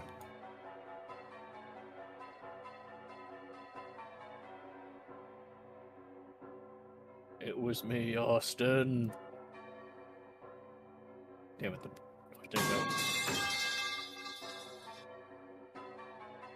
The poor Sprocket is blown free from the force of the blast and sent sailing in. He literally smashes the gatepost off its hinge, like the hinge is gone. Aiden, I might have to ask you for a favor in a moment on your turn. Yeah, sure. Yeah. Do you know it? Can you throw the spear as high as possible into the sky towards Paradalia? Yeah, sure. Can try. Thank you. Yeah. Oh have shit, an the spot's idea. on the turnbuckle from the top rope. I have an idea and I need to get as close to that fucking thing as possible with the spear. Okay, I will do my best. Thank you.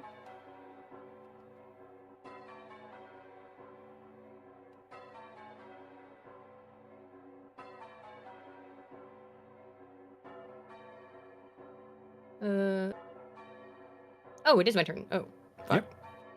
Oh, I got confused. Okay. I was like wondering. Okay. Alrighty. Okay. What if I want to attack Paradolia though, or whatever? What do I even do to attack that? You just roll the strength check, see how far you can throw that spear. Okay. If it, well, okay. Is there anything I can add to this or something? Is there a way to make the spear lighter? So it's like abilities. Oh, you got this thing under like telekinetic control. This thing's already weightless. Oh, I can just throw it with telepathy. Or with, yeah, minor telekinesis. Would that work? Okay. Parry, like, just roll the same, but use whatever stat you use for telekinesis. I think it's wisdom for you, isn't it? Yeah. Can I aid? You may. So would we just roll wisdom? Hey! It's a straight line upwards. Bruh. And strikes Fuck yeah. through. It strikes Paradolia in one of its palms and nails it to the sky. Whoa, okay. Didn't think I'd get that far. Fuck. Yeah, well, Thank you.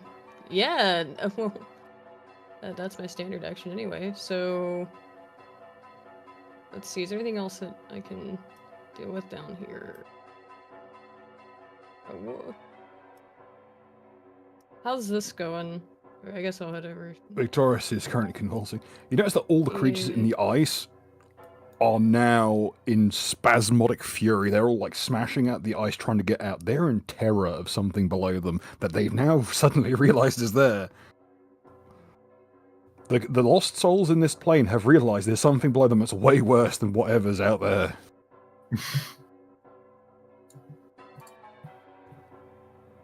As you watch something titanic, like a centipede the size of the world, coils its way under the ice.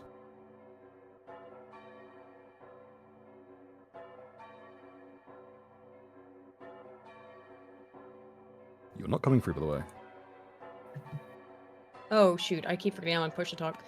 Okay, let's see then. If I try to walk over here, it's all gonna grab at me, right? But they seem otherwise occupied.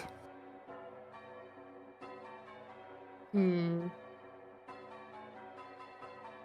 So Paradolia's just been struck on 2 fronts in the incredible amount of force, and is in the process of being hit in a third.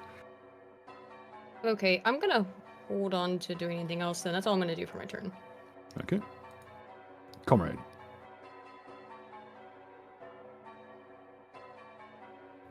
Mark, it's your turn. Oh no. He may have died.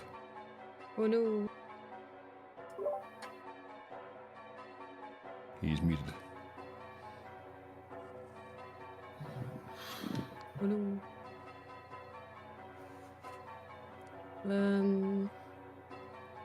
There. How about now? Hey, there we go. There we go, just about. Great. Yeah, I'm just gonna carry on trying to merge with the thing. It's weakened now, innit? So Yep, roll me another performance check, please.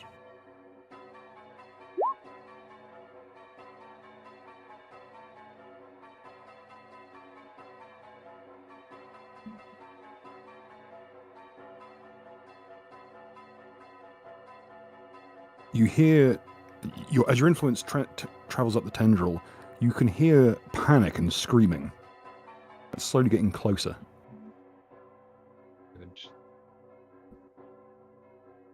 through interpretive dance, trying to tell him it's like there's a really nice cafe that would be a much better location for whatever it is you're trying to do than right here. Hey, that cat cafe was nice. Don't send anything bad there. Fuck the cat cafe, it's a No. trap. Not there. Too touristy, fuck 'em.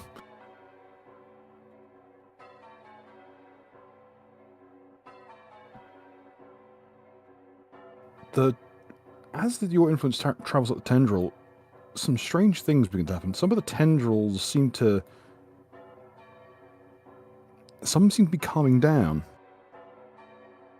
But you can tell that the creature above you is it's literally shaking the heavens with terror.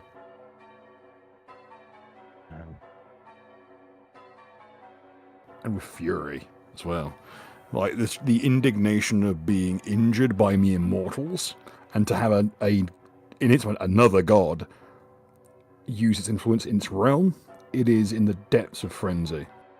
But your influence is spreading.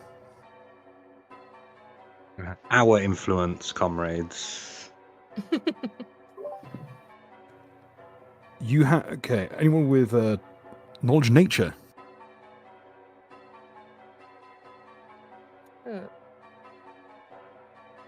Nope. Or planes? Knowledge nature. Can I roll? Planes it is. Yeah, you may roll. Every time you say knowledge planes, I think it aeroplanes. Like earlier. Hey. Can it melt steel beams?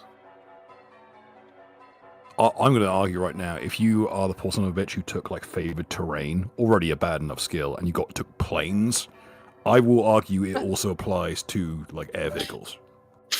Much like if you take urban, it applies to ground vehicles as well, because you are in a manufactured environment.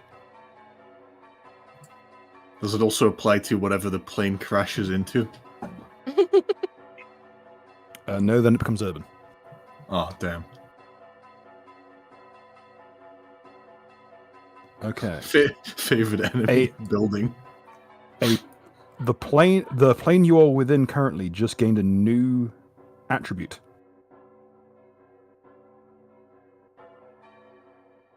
Nature within this realm operates under Lysenkoism. Oh, what is that? It's the idea that all of the creatures in creation, including plants, are naturally communistic and will work towards a mutual good. Good, you say. As far as Lysenko is concerned, okay? Yeah, that's a real stretch. No, this will within- be interesting. It didn't work much out like that well. much like dealing like ideologies and planar effects operate there in a subjective manner, especially demiplanes. But in this realm, Lysenkoism functions as written. So the tendrils are starting to reject the control of Pareidolia. I'm gonna Which indicates that it might not be his originally. I want to take the my leaflet for the Workers Guild and start chanting the manifesto out loud. The tendril, where it is, reaches down a subtendril, takes the pamphlet, and lifts it up to it rips off another little subtendril to form like a cross section, like an eye, and then it flexes the eye stalk to look and read. Okay, and then I'm gonna offer a crowbar.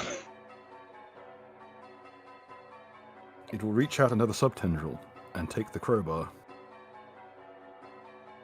Are we converting it right now? Everyone else is out here trying to kill this thing. Meanwhile, there's fucking Mark over here winning a good cultural victory. It's going for a cultural victory, goddammit. We're on that Civ 7 pack. Oh, Civ no. 7 wishes it was like this. Like, what did you do? I converted the arm of a god into Lysenkoism. What do you mean by this?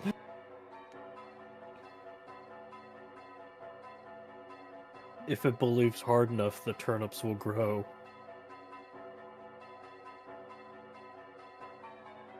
Also, Bill, reminder. The chairs have flesh grinder. Oh god, I forgot they do that. Yeah, and they also have impact. So not only is the chair like burned off a good chunk of the creature's body, it's the chair embedded in the tendril just like basically chainsawed up and traveled up into the sky and is now grinding into the fucking sky.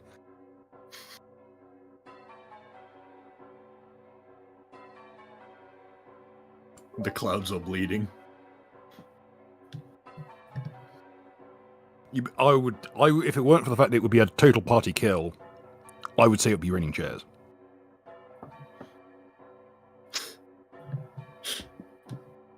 Yeah, that would be a real rocks fall moment.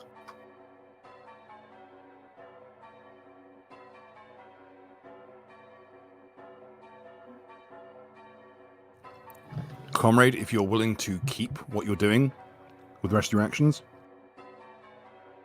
next turn I'll let you roll a diplomacy check to convert the tendrils. Yeah, that is what I intend to do. Interesting fact. Pareidolia, actually you've probably surmised, the tendrils are not originally Pareidolias, they are one of the things it is converted. Which counts as a disease. Which social medicine negates. Wasn't expecting this to come up. Because I forgot he had that. And I also wasn't expecting this to lead to a social situation where you could reorganize it as an ally. You know, what we do. Comrade. Tendrils of the world unite.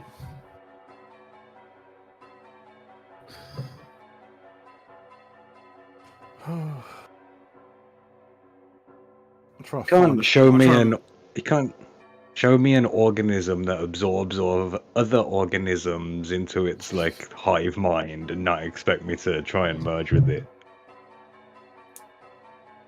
Fucking ion curtain.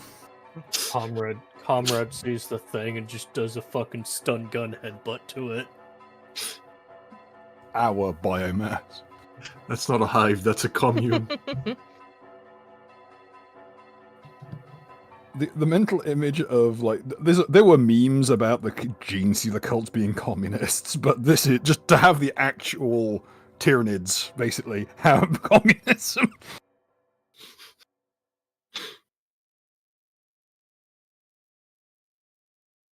It explains why they're always hungry. Anyway, with that, The great conquest now of that red. I've talked shit to I've talked shit to Mark about his ideology basically to his fucking face when he's doing so well because I'm bitter. Yeah, come Baz, on. Yeah. the field Oh, is see, yours. yeah, it's just because he's fucking butthurt. That's Okay. why.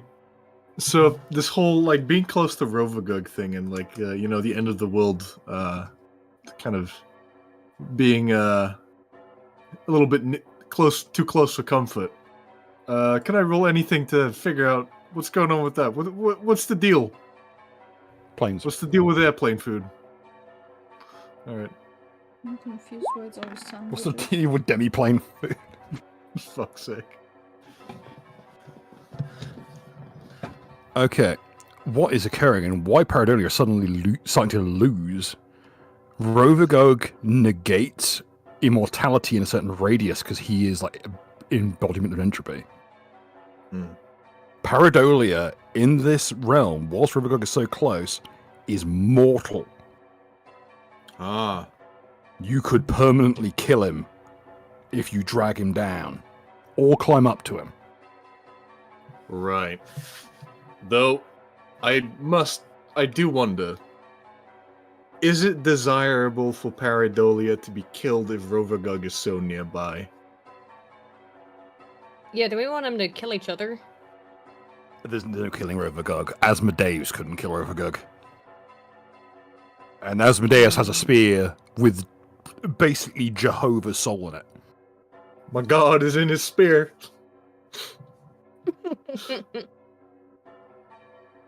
If you wanted to be really mean, you could try and leverage the situation to get Ahis's soul back. So I'll crowbar open the door if you don't give it back. Fine, fucking here you go.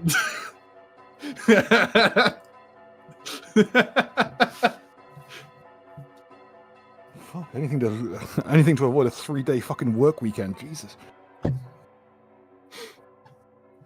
You're working Sunday? Honestly? No, I'm not. Here you go. If you fucking give Ahis his soul back, he'll just be bound to an item instead of fucking actually destroyed permanently. On an island that doesn't believe in him. Because it's too busy worshipping a trio of dragons that don't exist. Yeah. If you do, I'll give you this shiny $2 bill. That's the 1975 $2 bill. Give it here, it's worth more.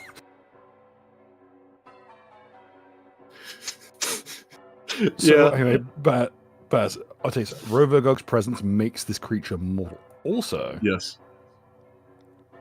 remember that marker that something was coming through? Oh yeah. Oh yeah. Calves here. And I mean that literally. Oh shit. As bursting through onto the scene is two familiar faces.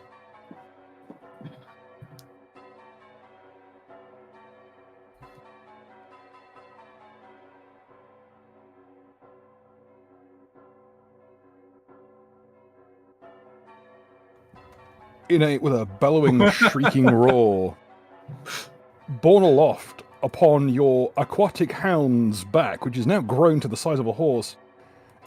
It's your boy! Oh shit. Mace in hand, there is a notable, visible welt above your poor dog's head. Just about, Vapor... We all remember Vaporeon, the thing that was wished for. And it's been a weirdly... Remember he dragged off your good friend here? I think Yeah, that he is did. Swarner. Let me just find his page for you all, so I can remind you all of his name, including myself. Because I had up till now, it suddenly blanked out my brain. I think the bells are actually kind of starting to wear away at my sanity as well. I still like Oh, Awesome. Zangar. That it's working as intended. It's little Edward, it's your boy. You were muted.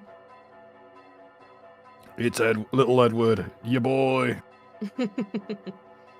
Who has lived up to his usual antics. The morning star that caused that massive lump above Vape's eyebrow is still in hand with a big dent in the metal. Oof. And in his left hand, that's in his left hand, in his right is a lance. which appears to be literally just a tree he has sharpened, Hmm. like a birch, like probably like a small ashtray. Wait, he just rocked into this area with a keyhole-sized hole. It's not keyhole any size anymore. Oh. Bruh. As you watch as Vape literally tears the hole to be like large enough for them to like crawl through with its teeth, which are like just row upon row of needles. Watching reality tear like a bedsheet is a very disconcerting thing. And now these two fuckwits are here in an incredibly dangerous demiplane. And it's basically a concussed fish dog and its new, like, master.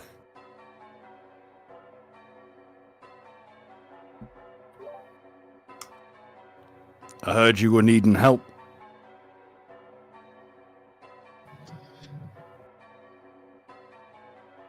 Well, you know what they say. Misery loves company. Company loves more.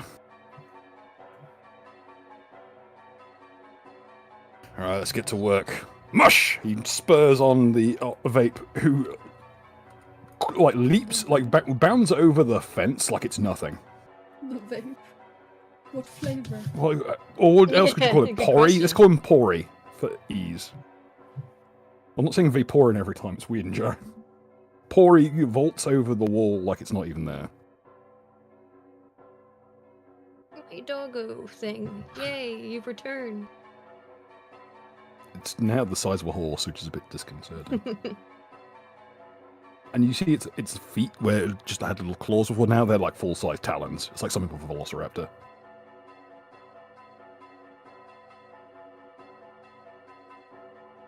And it has thumbs. Hmm. Hmm. Are He looks the to you to opposable lead the way. ones, though? Yes. Oh, nice. It's 2 on each hand. It can do taxes now.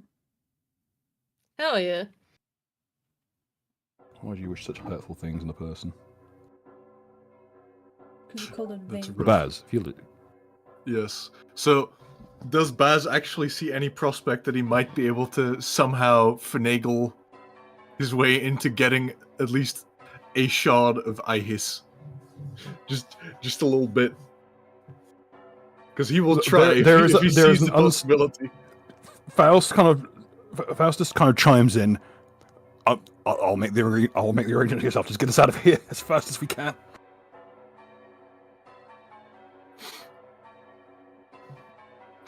In that case, Baz will reach around the like one of those tendrils with both hands, as if he's trying to choke someone to death. He's like, "Listen here, you demonic fuck! Give me Ihis! I command you!" And I'm going to use my twice per game ability to command the demon. I got that ability as one of the curses. Oh yeah. Okay, what's going to follow is all the gods of the setting collectively clench.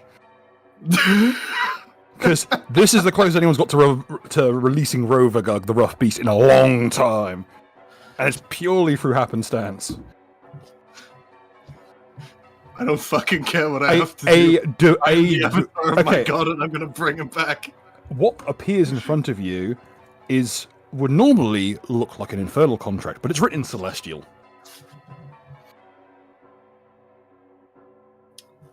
Put a note on your sheet. The blank check.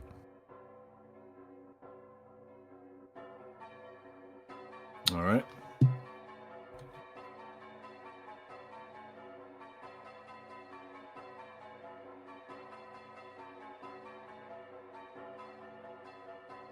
Looks eerily like a Steam gift card. So does Detect Evil or anything reveal some particular relevant information if there's any sort of deception on it? Like, Nope. if it's actually Celestial? Nope. It's written in true Celestial, so you cannot lie in it. It's physically impossible. Okay. And there's like, it's very in no uncertain terms. This is part of this is a divine mandate, which is, if you get out of this situation, you will be given a boon from Asmodeus himself. Bruh. There will be no repercussions on your immortal soul. Nice. This can go as far as you can. This essentially is the buffed up version of the get out of hell free card. Hell yeah. Because you literally you are holding the universe hostage at this point. Nice. Nice. All that is beyond my knowledge is beyond my consent. Oh no, I shouldn't have freaking. Nah. Alright. Time to immediately flip evil. No. Oh, that's a lot of power. Just like you just see the alignment shot go thunk. Yeah. Pulls a fucking Gandhi on the alignment shot. Integer No. overflow. Oh fuck. Now I am become death. Oh alright. god, no! Do not redeem. Do not redeem. No, Do not redeem it. No. Snaps it through the card machine. What have you done? Why am I from my dead about again? My $10,000. No. Alright. Vishnu, no. And I'm gonna just tell him. Alright, Paradox or whatever your name is. Here are my terms. The jailer's gonna visit, and you will accept your internment. Otherwise, either you'll be destroyed, or I'll ascribe sin and make you good in nature. The entirety of the heavens like shake. Like clouds are burgeoning with silver and black light.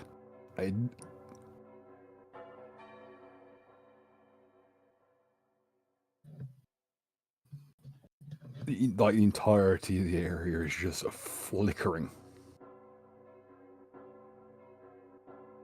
Because, guess what, you demonic fuck? In the name of all that is good, evil, and beyond, I am bringing my god back to this realm.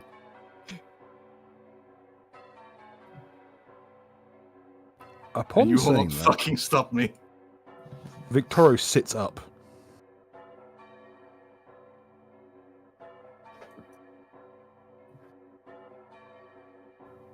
He turns to look at you, and his skin and flesh stay in the same place. His skull within his body turns. You can see the muted outline of a face underneath the skin.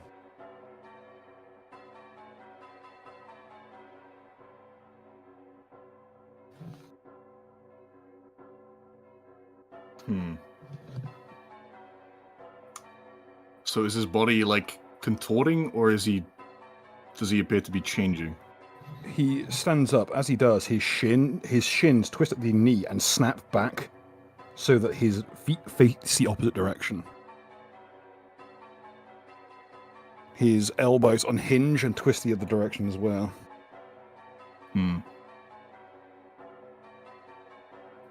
All of his hair sticks up on end, and his forehead ruptures open with a spray of blood.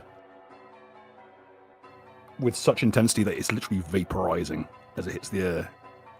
It's like full ball, like samurai movie, like high pressure. I see.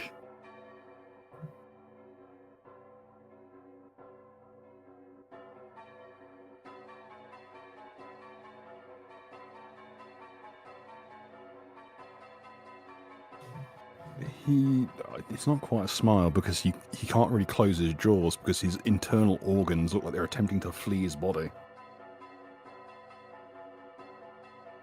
But there's a strange sense. Well, one, you know he's still on your side. You can tell from your detected evil. He's not evil. His psyche is being corroded But you can tell at a glance that he's on your side and he's going to follow you through with this. Hmm. Something Oh, about yeah. the way his teeth are stretched bare. You can actually see his upper jaw is like bowing slightly in the middle to make the smile more broad.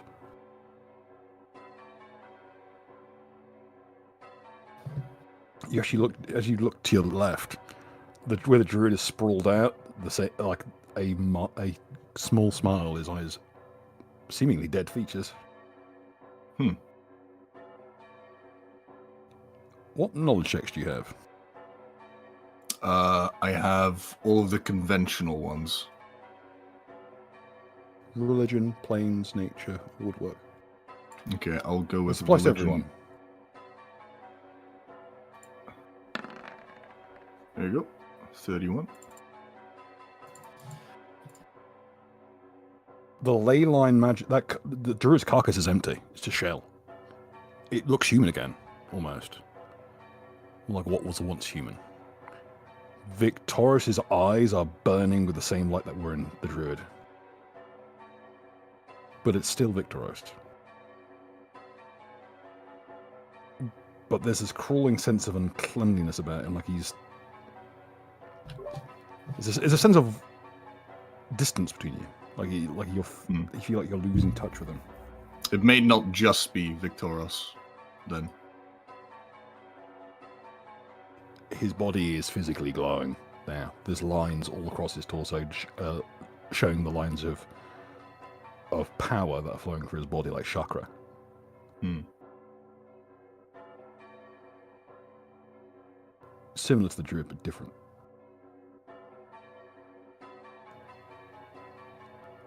There's a tingling sensation in the back of your brain, like a sense of frenzy. You think you might actually be able to win this.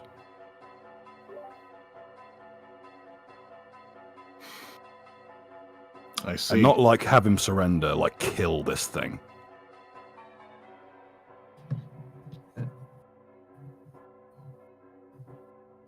Kill the demon, that is. Mm-hmm.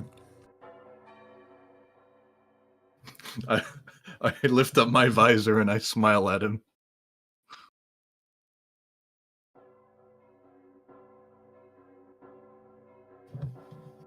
It's time. Victorious will open his mouth. Well, you and your kin are the greatest friends I've ever known, though it was a short time. Can you do me one favor? I shall. Give my regards to my father.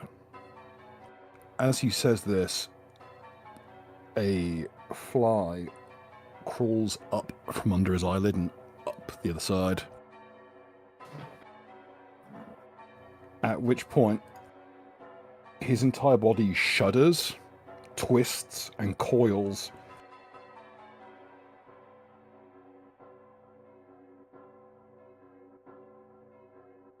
And what remains is no longer Victorious, unfortunately.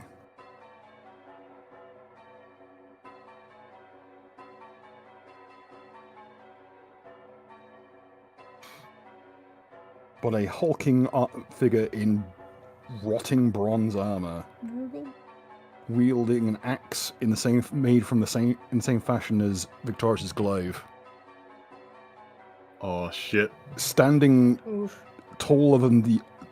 even taller than the giant you fought earlier.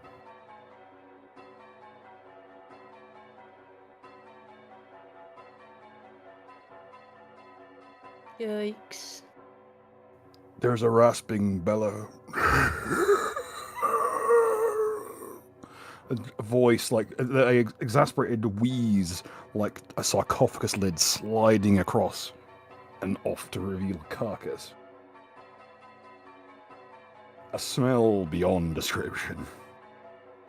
That if you're in this area, congratulations, your eyes water, your throat dries.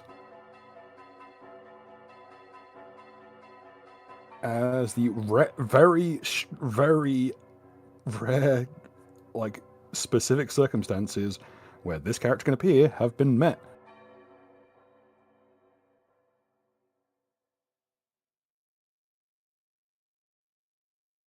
Hmm. Oh, the bruise. If you're The one and only. the man who is single-handedly responsible for the complete extermination of the brew as a race, Oof. and the man who rendered one of the rivers on this island completely uninhabitable by actual life. As Baz, you have heard stories of a warp spasm before, but never to this extent. I see. And not from a hereditary user of it. Is there anything about this creature that I might, like, recognize or maybe further recall? Anything I'd have to roll for that? No, it's for free. Brunt is the living champion of the god Nagal. And in no uncertain terms, one of the singularly physically strongest, like, once human beings to walk the earth.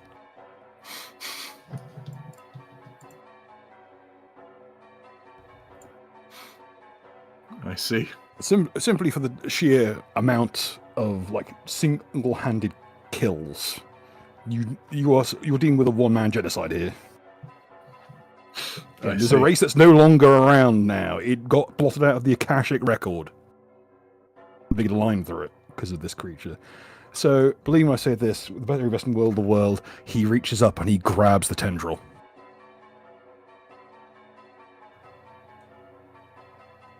And invites you to help him pull this creature down from the heavens.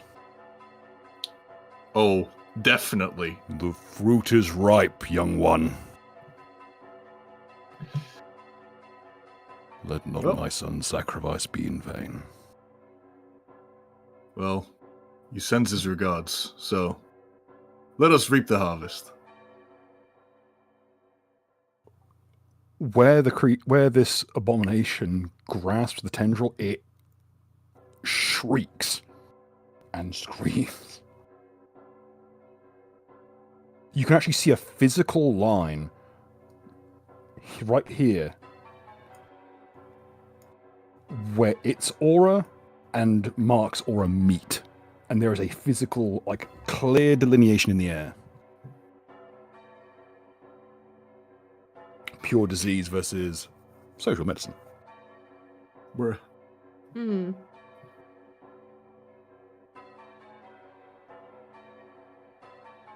It's not expecting this guy to actually have to turn up. Pori will actually backpedal the sight of this thing because he does not. Living things that are not specially trained will not get within a certain distance of Brunt. That's just the way with champions of gods of chaos. Yes, Nagal, the god of the sun, the god of plague, one of the gods of destruction and rot.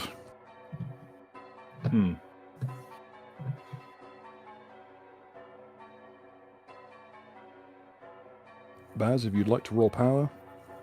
Yep.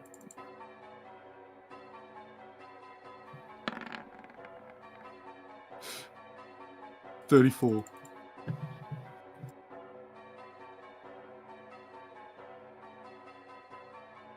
Both you grasp hold of the tendril,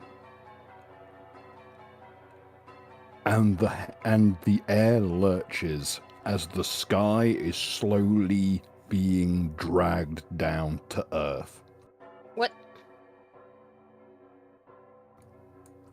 At this point, you can see the ground cracks in a spiderweb pattern all across.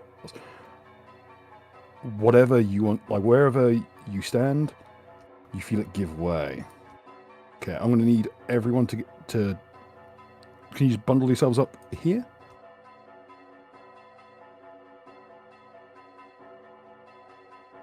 As we enter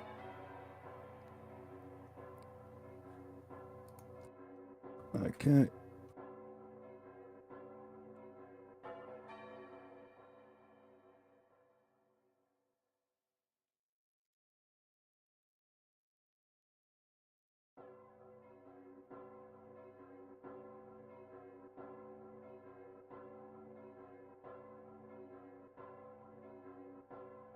You just put one thing.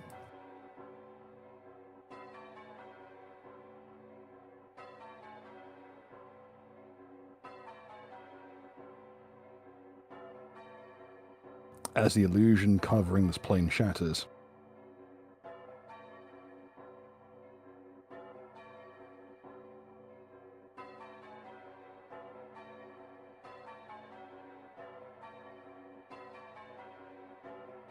welcome to Ground Zero for the apocalypse. It has a last name now. I don't like this. Paradolia nervosa. Baz, could you be a deer and just measure between two of these isometric squares? All right. Bruh. We are dealing with infinity, it seems. Or at least stellar distances. My question is my spear still stuck in it? Place yourself down wherever you wish. I just wanted to make sure everyone's lighting got kept. Mm. Has everyone got good vision? Yep. Yeah. I'm gonna stand next to Brunt. It is a very tough place to be, I can tell you that much. Yeah, it's a good thing that my character gets, like, if he gets sickened, he gets an adrenaline rush. Otherwise, he would just be doubling over. Yeah. Yeah, I'm not sure how we're supposed to process all this exactly mentally. Well, now, think of it this way. You can swing at anything and you're going to hit this creature. True. You now have a direct line to this thing. You're not sure if this thing was dragged down from heaven or if you literally climbed up amidst this chorus of horrible gods. Mm. The difference is completely meaningless now. The plane is a single level area. This is all that remains of the demi-plane.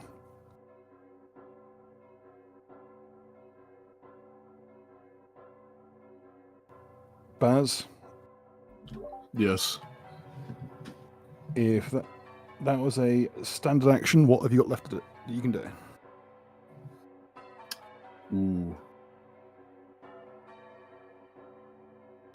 Alright. I can attack as a move action. And draw something.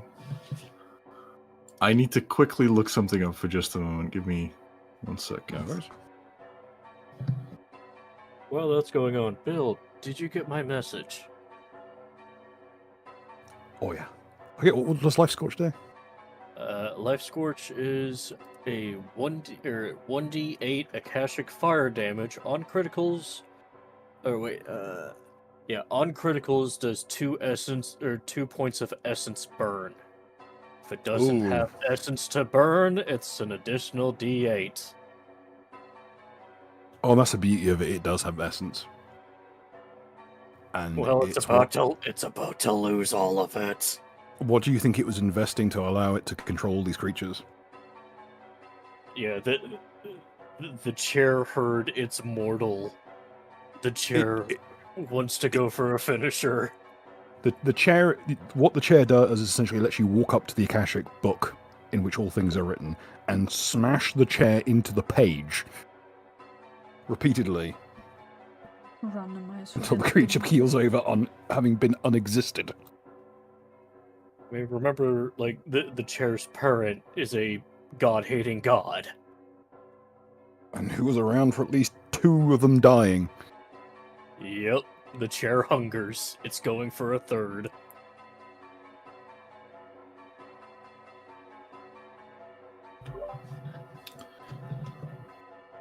Okay, Bill. Yeah. What I'll do is, I'm going to draw the mithril rapier of the Church's Guild. the one that does sanctify damage. And as a swift action, I'm going to make a very unusual use of Reforge. I will use Reforge to change the structure of the blade on a molecular level. And I would like to change it to white phosphorus. Oh dear, and that's actually canon in Pathfinder, for those who don't know. White phosphorus Yes. is mentioned in one of the comics about goblins as an explicit thing that exists in the setting.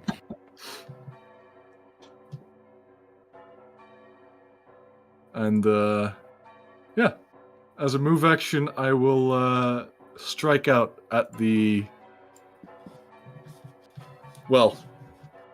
environment, basically. Whatever looks the most important that's part of the creature that's within reach.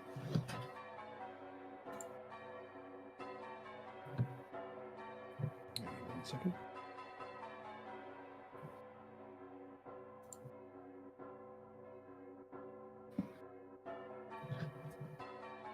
Alright. Hang on, I'm gonna roll 27 a moment. No worries. As it is often wont to do.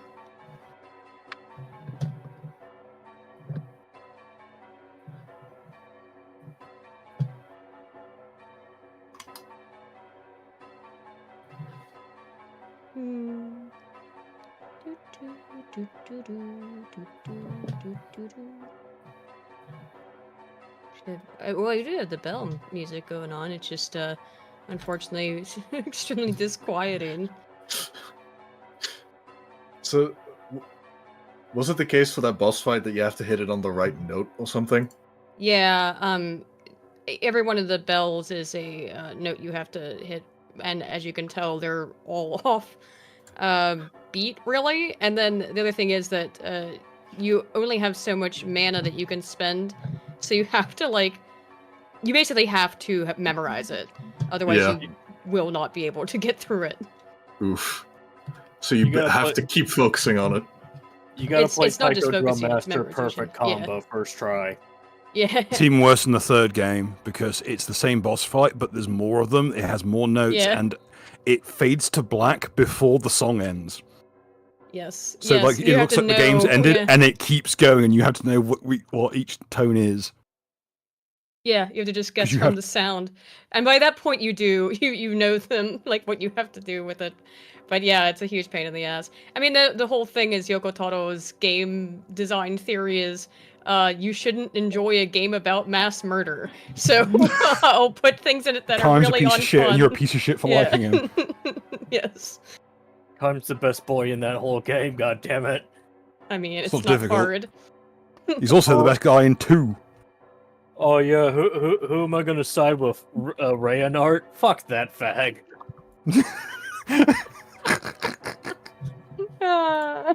It's fine. We're far enough into the stream. Yeah, no, sorry. Yeah, well, I mean, he does get cucked by his Good. love interest brother. Bruh. Drag on. Okay, And where were we? Baz, Yes. as you draw the rapier, words slither into your ear. You don't know what you're doing. Yeah, no shit. As the moon, as you can see in the distance, as where the creature's head is cratered open in this swirl of horrors, the moon in the distance, the one thing distant from this place that seems to be nearing singularity, the moon opens. And a purple, leering eye gazes out.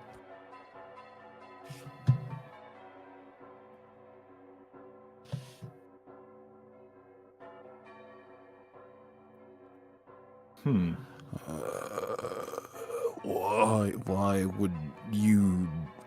I used to say, why would you do this?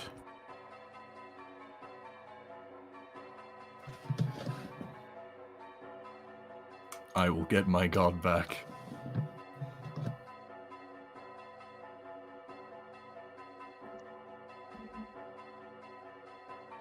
You impudent child.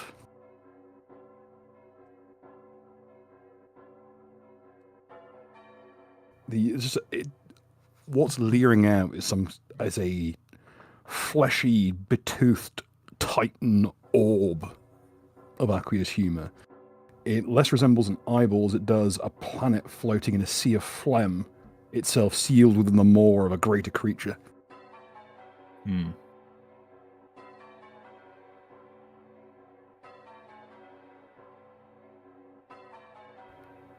You don't even know what you are. What makes you think you're qualified to meddle in the matters of the gods?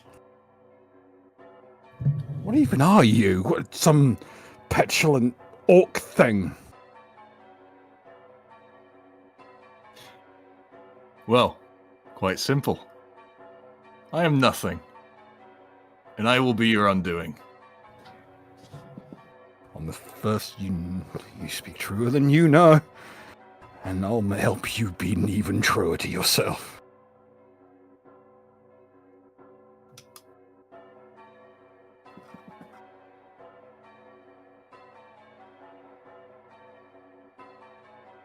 Any other actions this turn, Baz?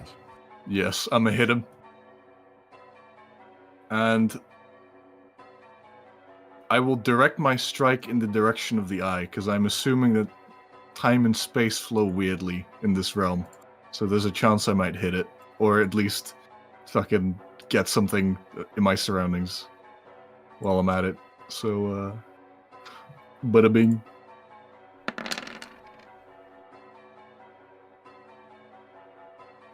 It carves a sway through the greyish, swirling mercurial flesh that surrounds you.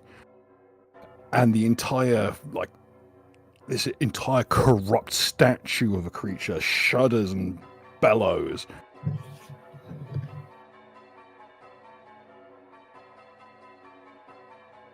You're not fit to even exist. What makes you, of all things, I say, what makes you think you even deserve to exist?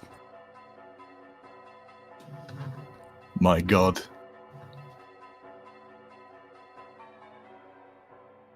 Simple as. Love me, God. A god who dies isn't fit to live.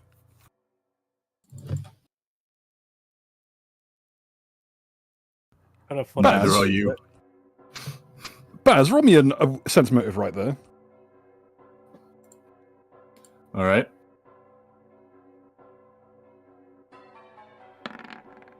$18. That sentence makes no sense. That is like absolute swill. The only language in that where that sentence would make a lick of sense. You know that for a fact. Do you have linguistics? Let me check. What languages do you have if you don't? Okay, let's see. I do have linguistics. Roll it if you got it. All right. Not one. Fuck. What languages do you have? Okay, I have. Let's see. I have Giant, Scout Cant, Uruk, and Ignan, and Common. The only language in which that sentence is an idiom is Uruk. Specifically diminutive Uruk. Oh! Yeah, it's a purple eye, isn't it?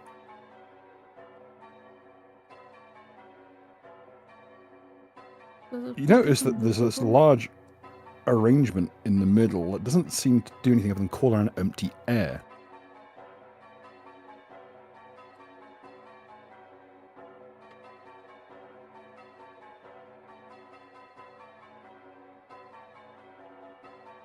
Oh, also, there's a good question from Mechanicus in the chat on if this is the same moon that Eris saw at one point. The moon that was looking It back. is not. Oh, yeah. Okay. The moon, how the moon looked before it switched to this, looked like a memory of it. Like someone had seen it once in passing and tried to draw it. That was when we were like underground, wasn't it? So- that you Yes. saw the moon? Yeah. Bill, Is this eye reminiscent of the purple glowing eye that Oh, we yeah, saw on some 1-to-1. of the creatures all the way back? 1-to-1. Yeah. Looks the exact same.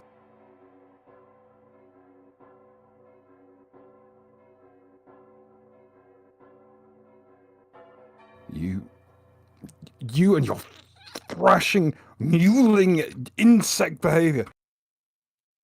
You've ruined years of preparation. Can I shoot it? You may. I would like to use my magic missiles that have the randomizer on it. Roll it. This is lest we forget that she did have a ready action. And look at that big eyeball. It's just ripe to be shot in the face. It's right Yep. there. Now my question is... mm, okay. Okay, We'll do it real time. The shot will land It's a magic missile. once everything. And Yeah, it'll once you know the result. one of the randomizer ones, which is 185. Let me find 185 real quick. We'll run it in real time. It will hit when she knows what it is. Huh. Any other actions this turn, Baz? This is how you balance the summoning spell, by the way. You just make them play it in real time. 185 is not an You're- option. Sorry. I'll roll a different thing. You Where- go ahead though.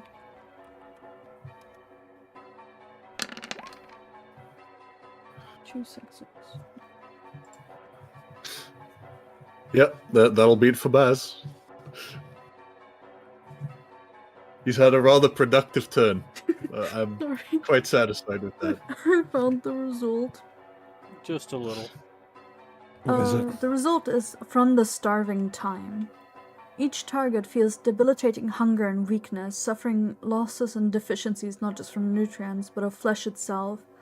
Anyone slain by this missile appears to have died after months of starvation. Moreover, the corpse bears signs of post-mortem butchery or consumption by other species. You're ripping the piss.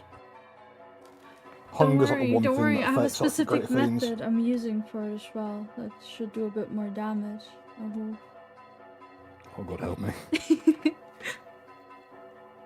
Anyway, just my cash deliver again. So, the most dangerous thing to a great fiend, because it's in that kind of same neck of the woods as gods. You can see gods from where it's standing, certainly. Is its body will begin to devour itself if if they do not have enough souls to drink. And it's the one thing that can kill greater demons is hunger. That can kill it outside of Rovagog's realm's influence. And what's more is What's my actually cash here. level? Mark, given the circumstances and given that it's accelerated, roll me that diplomacy check now. You'll get another one your turn as well. I messaged Han earlier. I like how this has gone from a route to a race to kill a god. Yeah. I've Hell been yeah. You wa- waiting to use my magic missiles the whole time. I was just hoping that Baz wouldn't kill it before I got to shoot it. We had that reaction. I am fucking livid, but it does mean that we're nearing a joke I've been trying to make for like literally the whole time we've been doing this.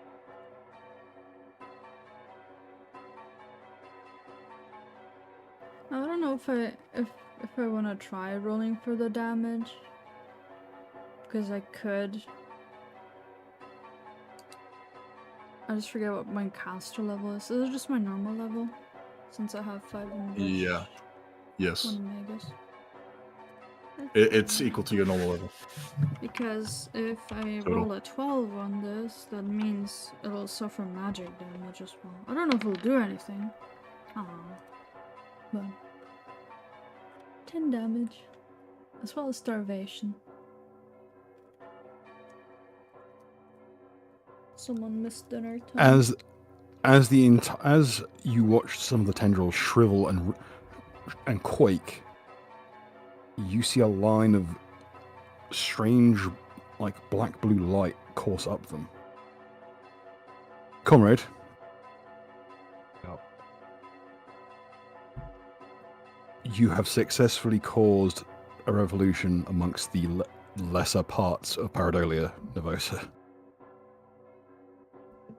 And it is beginning to shake itself apart. And what was the first thing that a revolution does? Oh, I assume that you're gonna say that it like eats itself or something. No, I'm going from its own point of view. It casts down the higher ups. Oh, yes, perfect. The eye falls from the sky, and what remained as this false moon hurtles into the fleshy soil here, what's left in the tender embrace of the final remaining tendril that is Paradolia Nervosa, whereas the rest of this greying mass rebels against it, including the mouth around the moon itself, like the creature that would even devour the moon has rebelled against its master, and what remains is a coiling mass of greenish flesh, tiny limbs and torsos and gnashing teeth.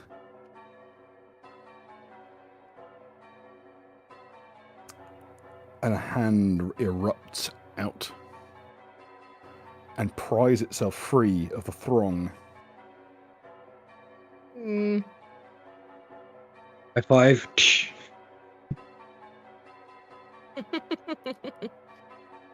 Now is the time for a joke that has literally been like one of the first things I had made.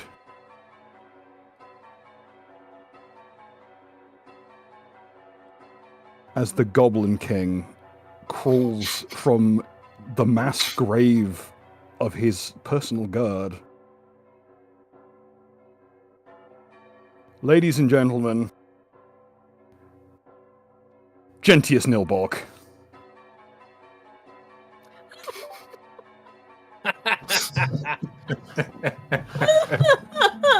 Oh my god!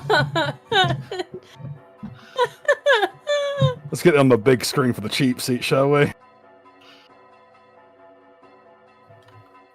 So,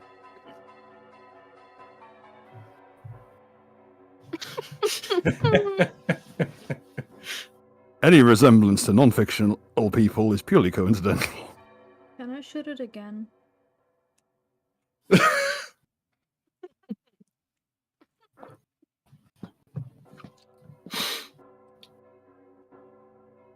A striking resemblance, but I don't know what from. I just can't put my finger on it.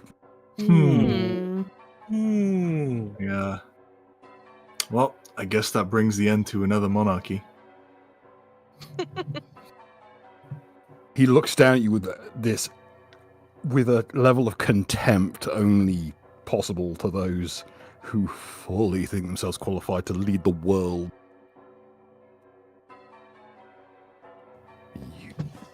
You disgusting excuses for creatures not even fit to lick the boots of goblin kind.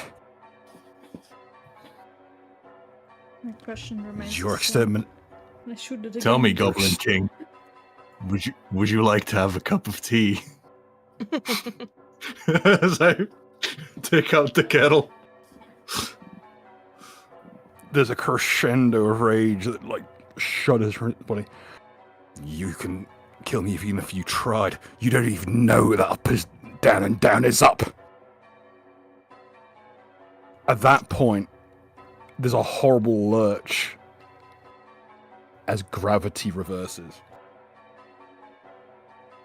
And all of you begin to fall up. Telekinetic to hold onto someone. I was trying to do the opposite sound of going backwards of Nuka's brother falling down the stairs. Bruh! You do in reverse. Whoop. Whoop, whoop. Hang on. Whoop. So wait, that was it. Whoop, whoop. Whoop, I don't have a reverse. what?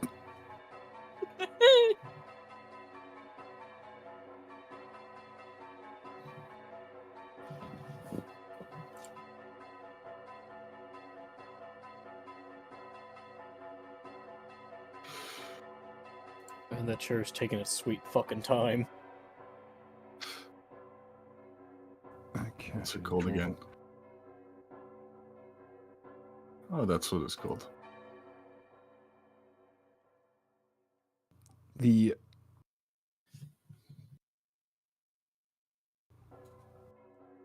Okay, Zammers, would you like to describe the chair? Because this is actually the edition where it kicks in. You mind everyone's falling upwards now, so if the chairs are about to rain, they're about to rain in every direction at once. It's a free-for-all. As posted in the Discord, the combat zone wrestling waterfall. A single chair doing all of that at the same time. You were being hit with an entire CZW, like, cacophony of chairs, thundering and rolling all at the same time. It's like being stuck in a hurricane. It endlessly rips away at the Goblin King, like hitting him from every angle at once. And his cackling rises to its zenith. As you see, his muscles, once meager, are beginning to swell with strength. Ah.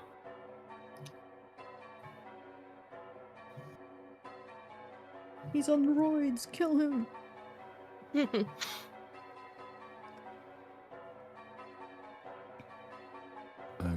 I mean, those chairs are doing essence burn. That's the real killer. Actually, could anyone who's got any knowledges regarding to Akashic knowledges, please roll it. In fact, actually, I'm going to just give this for free because you've got a guru in the team. Mm-hmm. What reverse gravity wasn't magic? It was an Akashic effect. Oh, I don't know. So it can be sundered. And it's currently being burned with essence burn to a massive degree. It's barely holding on. We could just stall a little. But you're like, each chair impact is burning 2 essence.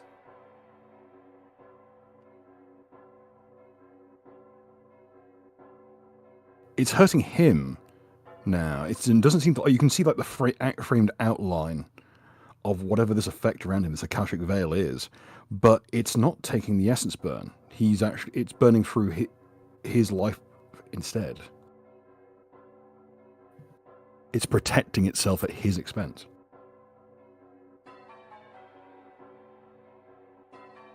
Like a true monarchist, he's just a status puppet. But I can tell you, this is what he has is a veil bound called galactic mentality. Oh god. Anytime he gets a knowledge check wrong, it becomes true.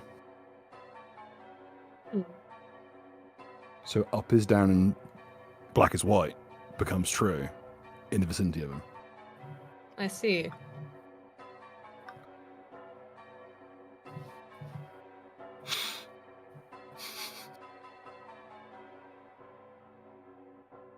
Hey, Han, if he affects himself with a paradox, does he explode? I'm not asking Bill, I'm asking you. Possibly, but Just an uncertain. idea. Yeah. Now, the issue is like that galactic mentality is the original version. This is clearly grown and becomes sentient. The Goblin King is basically along for the ride. You can tell that. You can see the lines of Akasha that make up the thing. It's the reason why he can control people. It's the reason why when he turned his gaze to Baz earlier, he was able to switch off his regeneration. Because he got half ogres, sorry, half trolls mixed up with orcs.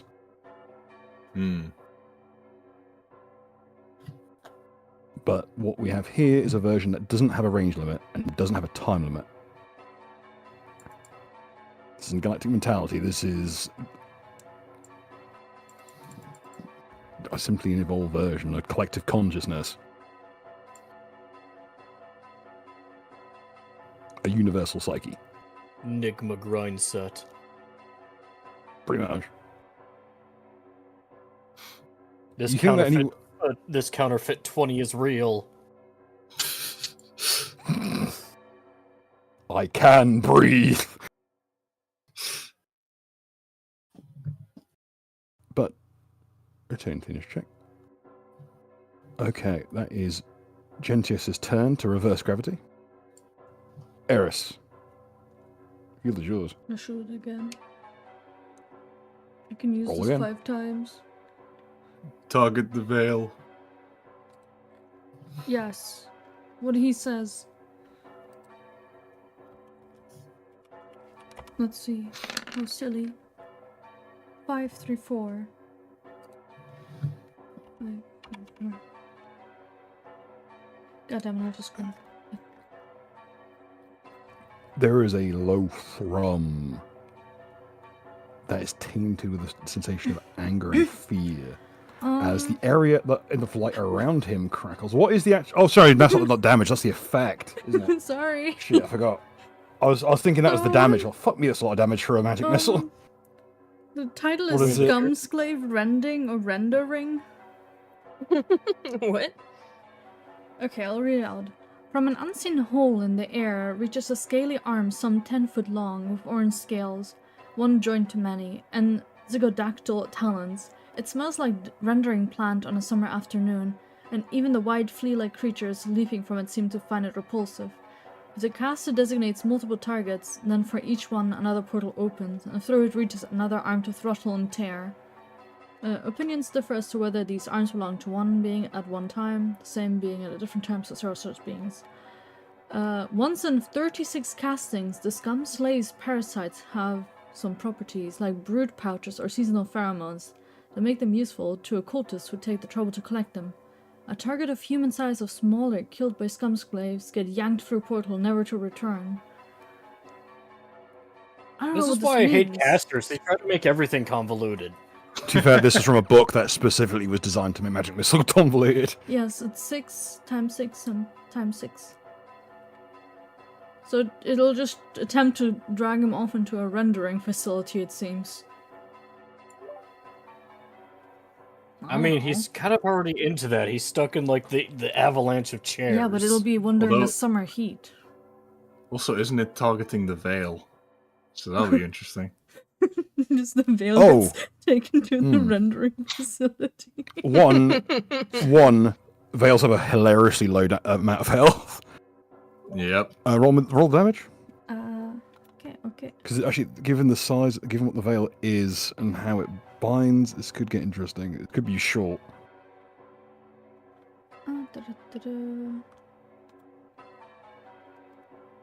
Okay. I don't know if I'm allowed to change methods mid round. Oh, as far as I'm aware, mate, you didn't say, so just roll away.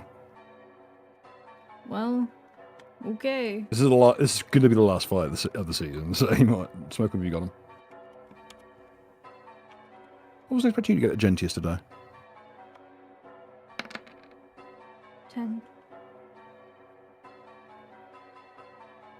Oh, wait.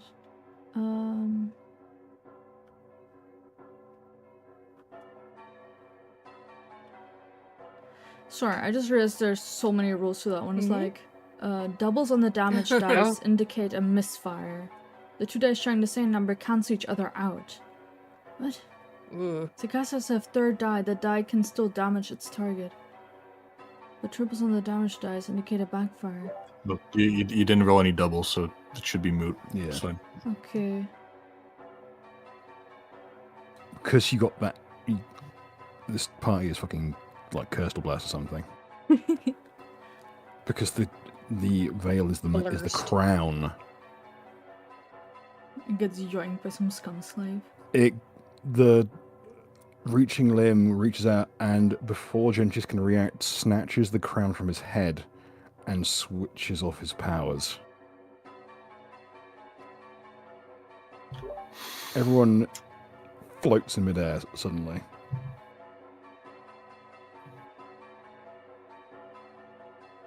Gentius he's like, no, and grabs hold, tries to hold on, and watches as the phantasmal limb wrenches the crown reaches the portal, and despite it closing, is still wrenched through regardless for a gap far too narrow, snapping the crown shut around Gentius's hands and severing many of his fingers.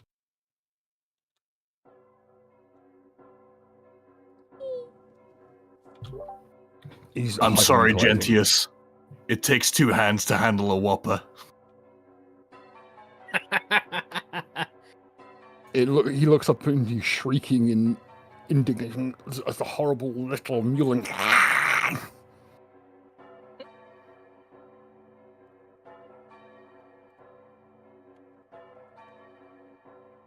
Any other actions this turn, Eris? I will say this is a Wendy's.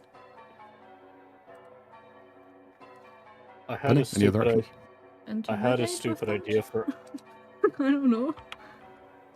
I had a stupid idea for Albert, but I don't know if he's smart enough to do this because he's a dumb puppy. But he's a Like, oh dumb hey, failed knowledge checks make him make Gentile do stuff. Cast non-detection on Gentile. 25 I don't intimidate exist, on therefore this I is a am. Wendy's. Okay, I'll give you 5 minutes to talk amongst yourselves while I quickly nip to the gents. All So right. you can plan out a little bit for this final boss fight. Hmm. Hmm. I wasn't expecting Nilbog. Wasn't expected to get called out like this, huh? No, I wasn't. The best part is Bill told me about this near the start of the campaign. It's been so Oh, long. really? It's been so no. long. I forgot. Actually, that's my not an God. accomplishment. To be fair, it's been a while. Yeah, just a little bit.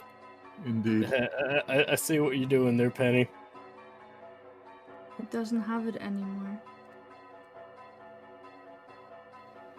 Fucking Penny just like Bart Simpson yoinked it.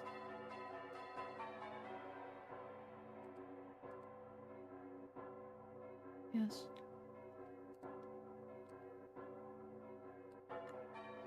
You know what? He's gonna have a bald spot.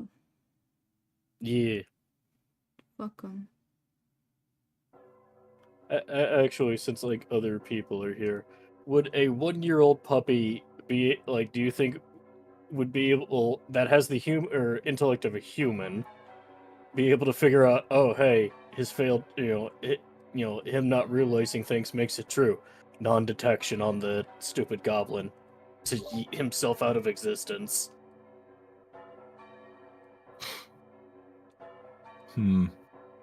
If he's only 1, I'm not sure. I don't. Yeah, maybe he's not. kind of he's despite having a human intelligence and int of 10, he's a 1-year-old puppy, which Yeah. is why he's not the size of a draft horse. Yet.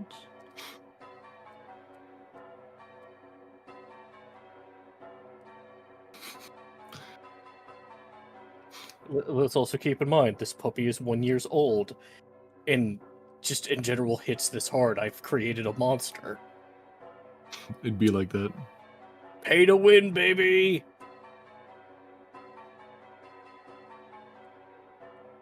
I'm just trying to fill dead air, because if we're still talking, we don't have to edit. As if we edit. As if we would ever edit. Look, I'm just invoking super best friends. If we keep talking, we don't have to cut it. Yes. I see you keep adding things to it, Penny. Yeah, it's great. Keep going. Nice. I made him bald. Cold War No, he's not Put bald. him in the kettle. The kettle. Put him in the kettle. Yeah, that's Put the nerd in the locker. it ends the way it starts. Give me your milk money, nerd. Yeah, so we'll make that's why I took out the kettle. Let Yeah. me cook. Let me cook. I need to make a canvas.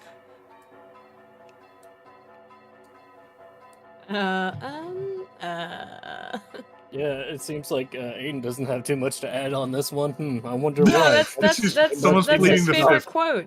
That's his favorite quote. Genji Snowbog.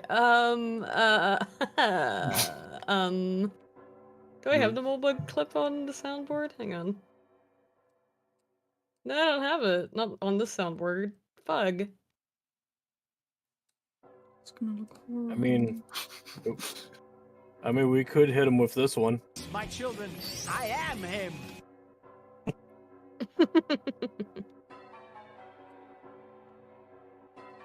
Hmm.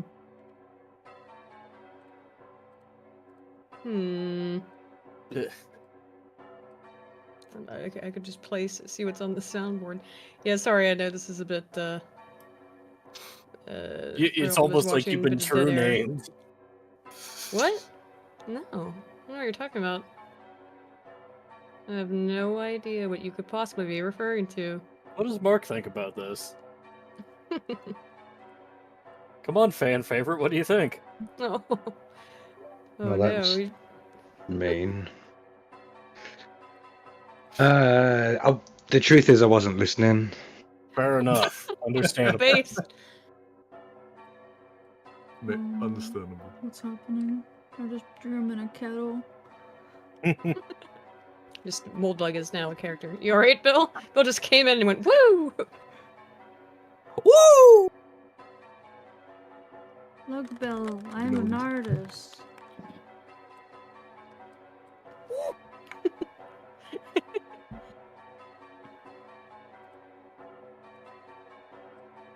Bill?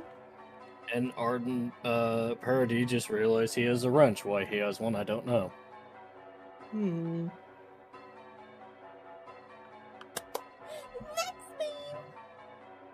Okay, he has an What idea. the fuck was that?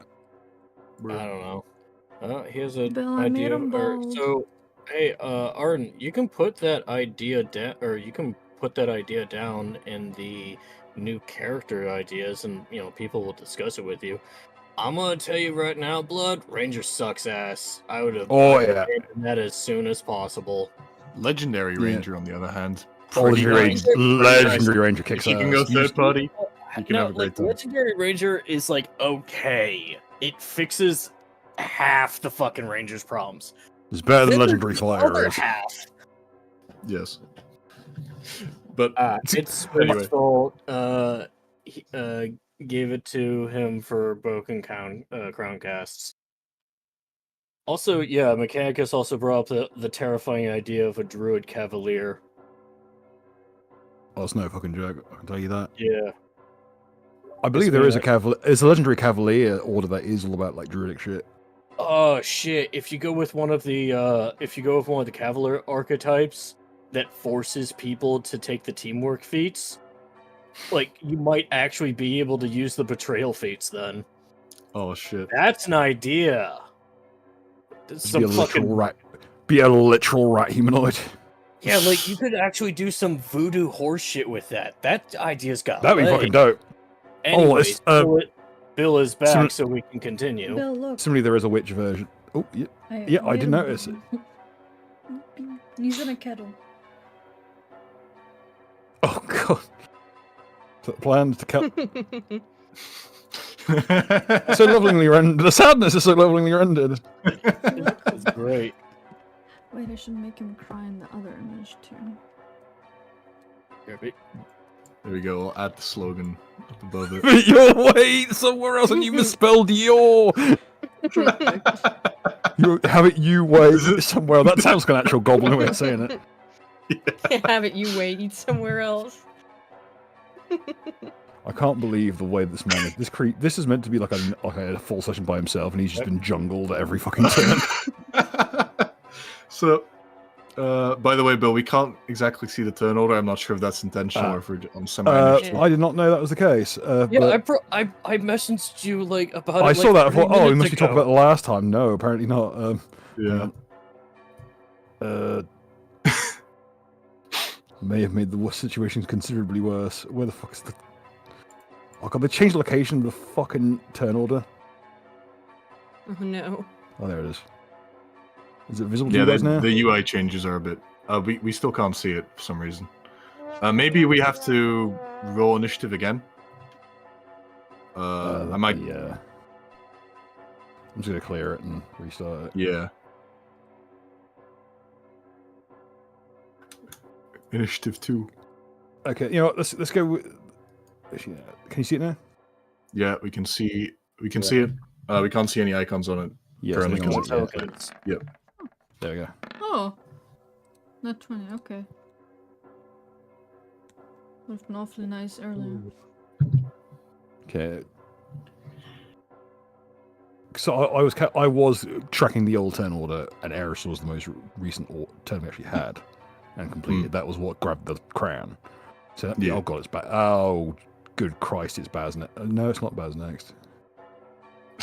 Well, actually, since it's It's Penny's Neri turn, and Comrade. since it's Penny's turn, the point is probably mute. Albert was thinking, is Albert capable of thinking of casting non-detection on the goblin to make him think himself out of existence? With the crown gone, he doesn't have that ability anymore. Yeah, like I said, it's mute now. However, If it was the there is a case. goblin without a crown. The last thing the crown sees before it gets snapped in half will be, oh, there's nothing there. Because it sees through divination. Oh, so if I cast it on the crown, I can nullify it? No, if you cast it on the goblin, because the crown sees via divination, it will because it can only think out loud. Like it has, because it is a magical item or pseudo magical item that's a solidified veil. It works like a line of code. It can't just entertain the idea of it having having no object permanence. It has to, in order to ascertain that goblin is there, it has to check for it and list it.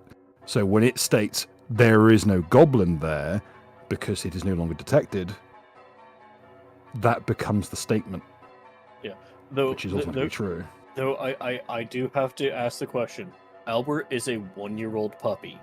Is he smart enough to do that? As a cross between two reasonably wise and in one case malicious and in one case benign, like guardian spirits, you think in the same process as the crown does. I wish to obliterate the dog wish to obliterate the goblin's existence. Cast non-detection. The goblin is no longer detected under divination. Statement true. There is no goblin there. Bruh. Oh wait, hang on, I got a better button. That's perfect, actually. Round it out. Perfect. That will be what Albert does. And as quickly as he was here, he was no longer, leaving only a burning scalp behind. Sorry, I had to paint out the crowns. I say Could I I collect the don't. Yes, you may. Nice. And there's a crown. The remains of the veil is simply just a chunk is shorn off as the rest was pulled through, leaving just a simple piece of metal scrap. Just falls out.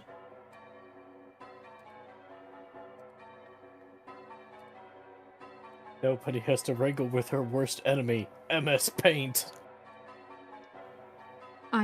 I'm so upset I cannot control Z unless you don't know about this.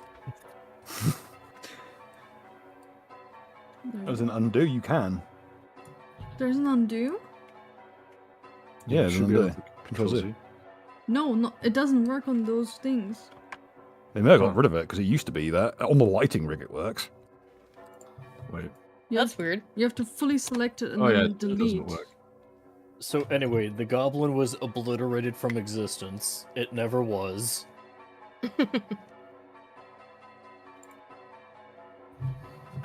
It's like years of build up to a joke character who farts himself out of existence simultaneously because his own magical god artifact has a fucking failure clause. I mean, By the way, just so you know, that's like the one thing that could have actually killed him. He's a nilbog. He can't Honestly- be killed with harm. He can only be killed by healing, which none of you have enough of to actually kill him.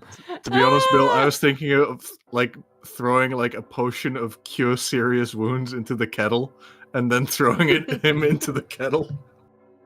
That was my plan. Steep him in. I'm just gonna rule that he literally crawls around the inside of the kettle and like obliterates into a singular point of singularity.